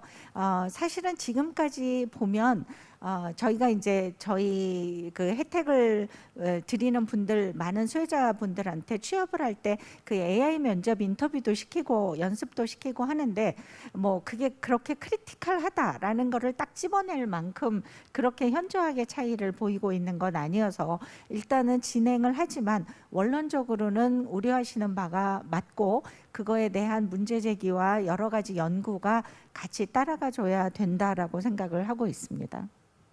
네, 답변 감사합니다. 다음에는 그 이유진 박사님 이런 질문이 있습니다. 그린 뉴딜 듣기는 정말 좋은데 좋은 방향인 것 같은데 예를 들어서 지금 에너지 전환, 그 재생에너지 생산 이런 쪽만 보더라도 남성들이 거의 지금 기득권화되어 있는 거 아닌가 이런 지금 인상을 받으시는 것 같아요. 그래서 이 에너지 전환이 어떻게 그 여성 인권 향상과 결합될 수 있는 건지 그런 질문 들어왔습니다. 네. 그린 뉴딜에서 아주 핵심이 에너지 분야이죠. 그리고 에너지 전환을 해야 하는데요. 그랬을 때 가장 좀 중요하게 여겨야 될 게 우리에게 필요한 것은 에너지 원 자체가 아니라 에너지로 만드는 서비스가 필요합니다. 그러니까 예를 들면 이 공간이라는 건물에 있으면은 여기서 냉난방을 하게 되죠. 그러면 이 건물을 어떻게 설계하고 지을 것인가? 그리고 이 건물에 필요한 냉난방 에너지를 어떻게 공급할 것이냐 이런 전달 체계 차원에서도 보게 되면은 예를 들면 건물을 에너지 제로 건물로 설계한다든지 또 이거에 대해서 감리를 한다든지 이런 분야에서 저는 일자리가 훨씬 더 많아질 수 있다라고 생각을 합니다. 그랬을 때 재생 가능 에너지도 이미 남성들에 의해서 도미넨트 됐다라고 볼 수는 없을 것 같고요. 오히려 앞서 얘기한 것처럼 에너지 효율 개선에 대한 기술 개발 그리고 관련한 설계 그리고 에너지 전환에 있어서도 그 전환에 관한 기술과 시공 뭐 이 다양한 영역에서 여성들이 또 동시에 진출할 수 있는 장을 저는 열어주는 게 필요하다라는 생각이 들고요. 또 에너지 전환이나 이 효율 분야에서도 사회적 경제가 활동할 수 있는 분야들이 있습니다. 보면 태양광 발전 협동조합을 만들어서 지역에 필요한 재생가능 에너지를 협동조합 형태로 관리하고 운영하는 인력 이 분야에서는 이미 많은 여성들이 협동조합에 참여해서 움직이고 있습니다. 그래서 저는 이 영역은 아직도 열려가고 있는 영역이기 때문에 오히려 이 아까 사회적 경제랑 결합을 해서 여성들이 더 적극적으로 참여할 수 있도록 저는 여성가족부에서도 이런 판과 기회를 만드는 것이 정말 중요하다라고 생각합니다. 네. 네, 고맙습니다. 제가 힐버트 교수님한테 질문 하나 드려볼까 합니다. Professor Hilbert, thanks a lot for 네, 질문 대단히 joining us 감사합니다. at the late hour. 이게 지금 캘리포니아 시각이 좀 fascinated to hear, 늦을 텐데 그럼에도 불구하고 같이 함께 해주셔서 너무나 감사합니다. 발표가 굉장히 흥미로웠습니다. Your finding 그리고 말씀을 하시면서 women 이런 have 조사 결과에 대해서 말씀을 해주셨는데 responding to the pandemic, 여성들이 이 better 팬데믹에 in terms of, 오히려 더 잘 대응을 하고 있더라. doing business, 더 적응도 using 잘 social 하고 media. 그 SNS를 활용을 해서 사업도 더욱더 Because 키우고 they 사업 had to 활동을 더욱더 find 열심히 ways of, 한다라고 말씀해 주셨습니다. making economic activities at home. even before 경제 the pandemic. 활동을 이제 집에서 I was 팬데믹 wondering whether you 이전에도 looked 이제 at, 집에서 시간을 많이 보내시면서 differences 이제 SNS를 많이 across, 활동을 하신 different 여성분들이 나중에 regions 이것을 or 사업으로도 different 굉장히 많이 활용을 countries, because I'm quite 하더라고 curious 말씀해 to know, 주셨는데요. whether 이런 your 데이터를 finding 혹시 applies to 지역별로 Korea 그리고 as well. 국가별로 분석해서 나온 것이 있는지 궁금합니다. 한국에도 해당이 되는지 궁금해서요. Thank you very much. 네, No, unfortunately, we did not 질문 do 감사합니다. this 안타깝게도 study. 사실 We did not 저희가 pull these numbers in Korea. 이걸 It wouldn't 이제 be a problem 한국이라는 to 어떤 pull them 단위 because 국가에 we 대해서 could pull them 국가별로 quickly. 저희가 보지는 못했습니다. 네, 안타깝습니다. 저희가 이제 빨리 작업하느라 그렇게 했었는데요. 그리고 사실 이게 저희가 유엔 사무국, 그러니까 라틴 아메리카 카리브해 지역의 유엔 사무국과 함께 협동을 해서 이 일을 했습니다. 이 한 33개 국가, 라틴 아메리카, 그러니까 중남미 33개 국가에서는 사실 모든 국가에 동일한 결과가 나왔다라고 제가 알게 됐기 때문에 한국도 비슷하지 않을까 생각을 합니다. 한국에 대해서는 제가 사실 데이터를 확보를 못했지만 아마 비슷한 결과가 나오지 않을까라고 저는 예측을 합니다. 특히 젊은 여성에 대해서는요. 아까 그 젊은 여성 지금 젊은 여성이 아마 이렇게 그 변화에 민감하고 또 새로운 기회도 잘 포착하고 그럴 거라고 얘기를 하셨는데 아까 그 이유진 박사님은 이주희 교수님 말씀해 주셔도 좋고 우리나라 또 젊은 여성이 자살률이 높다고 하는 얘기를 듣고 제가 또 깜짝 놀랐거든요.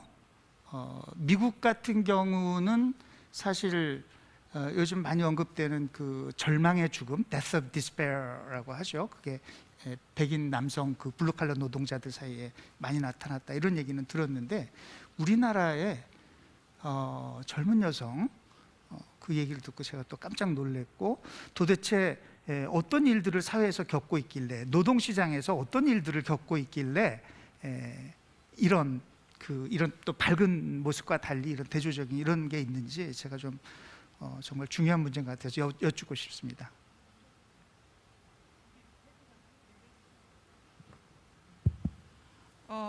예, 좋은 질문 감사합니다. 실제로 여성 자살률이 높은 게 우리는 보통 여성 연예인 자살률도 굉장히 높죠. 그 뭐 악플이라든지 성적 문제. 이게 두 가지 차원에서 다 작동하고 있다고 생각이 되는데요. 일단 노동시장에서 그 보통 대학교까지는 여성들이 차별 없이 뭐 학교에서 선생님이 일부 차별하시는 분도 계실 수도 있지만 이제 공부를 잘하면 이제 좋은 곳에 취직할 수 있다고 믿고 열심히 공부를 하지만 실제로 노동시장에서는 굉장히 많은 차별 사례가 있습니다. 그러니까 직접적으로 면접 시 여자라서 안 뽑아라고 말은 안 하지만 그게 직접 차별에 걸리기 때문에 실제로는 내부적으로 금융계에서도 큰 문제가 됐었죠. 남녀 비율을 정해놓고 뽑는다든지. 그래서 실제로 합격한 여학생들 비중을 보면은 합격한 여학생들의 시험 성적을 보면은 남성 합격자보다 훨씬 높습니다. 그리고 바로 그런 이유 때문에 그 여성의 경제 조직 내에서의 지위가 낮다 보니까 우리나라 최근에 이야기되고 있는 미투 같은 거에서도 보시다시피 조직 내에서 지위가 약하면 지위가 높은 상사로부터 그런 일을 당할 개연성이 높아지고 그리고 그 문제가 지금 다행히 공론화는 되고 있습니다만 이게 전면적으로 개혁되지는 못하고 있기 때문에 이런 상황에서 그 교육받았을 때 기대했던 것과 다른 현실이 너무 그 갭이 크기 때문에 굉장한 좌절감을 불러일으키지 않나 생각이 들고요. 이유진 박사님한테 또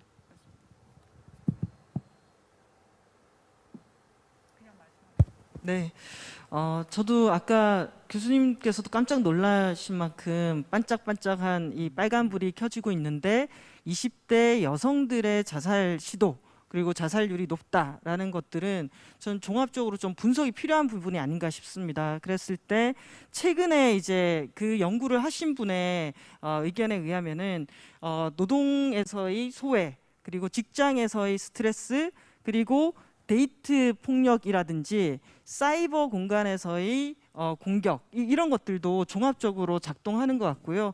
거기 플러스에서 최근에 여성 혐오라든지 이런 것들도 저는 사회적인 분위기가 복합적으로 작동하고 있는 것 같습니다. 그래서 팬데믹 이후에 이게 급격하게 증가하는 유의미한 통계로 드러날 정도라면은 이 부분에 대해서는 저는 좀 더 집중적인 연구와 상황 파악이 저는 필요한 내용이라고 생각을 합니다. 네. 아까 그 라모스 총장부원님도 언급을 했습니다마는 팬데믹 때문에 뭐 재택근무도 많이 하고 학교도 공부도 집에서 하고 그렇게 되면서 여성들에 대한 부담이 가중되고 여성들에 대한 폭력도 스트레스 받는 사람들이 여성한테 그걸 또 풀고 해서 폭력이 증가하고 그런 것도 있어서는 안 되는 일이지만 그럴 수 있겠다 싶은데 이 젊은 여성들이 지금 이런 한국에서 이런 일이 일어난다고 하는 것은 정말 놀라운 일이다, 심각한 일이다 이런 생각이 좀 들었고요. 오늘 그 짧은 시간이었지만은 이번 세션을 통해서 정말 우리가 많은 이슈를 다뤘고 많은 것을 저부터 비롯해서 많은 것을 참 배웠습니다. 대한민국 그 성평등 포럼이라고 하는 그런 정말 그 엄청난 자리인데 여기서 많은 그 의미 있는 대화들이 오간 것 같아서 저로서 감사하게 생각하고 참가해 주신 좋은 말씀해 주신 모든 분들께 깊은 감사의 말씀 드립니다. 이렇게 해서 이번 포럼 마지막 세션이죠. 제4 세션 마무리하도록 하겠고요. 저는 이번 세션 내용 정리해서 이 폐막식의 그 종합 토론 그때 보고 드리도록 하겠습니다. 이것으로 4세션 마치겠습니다. 감사합니다.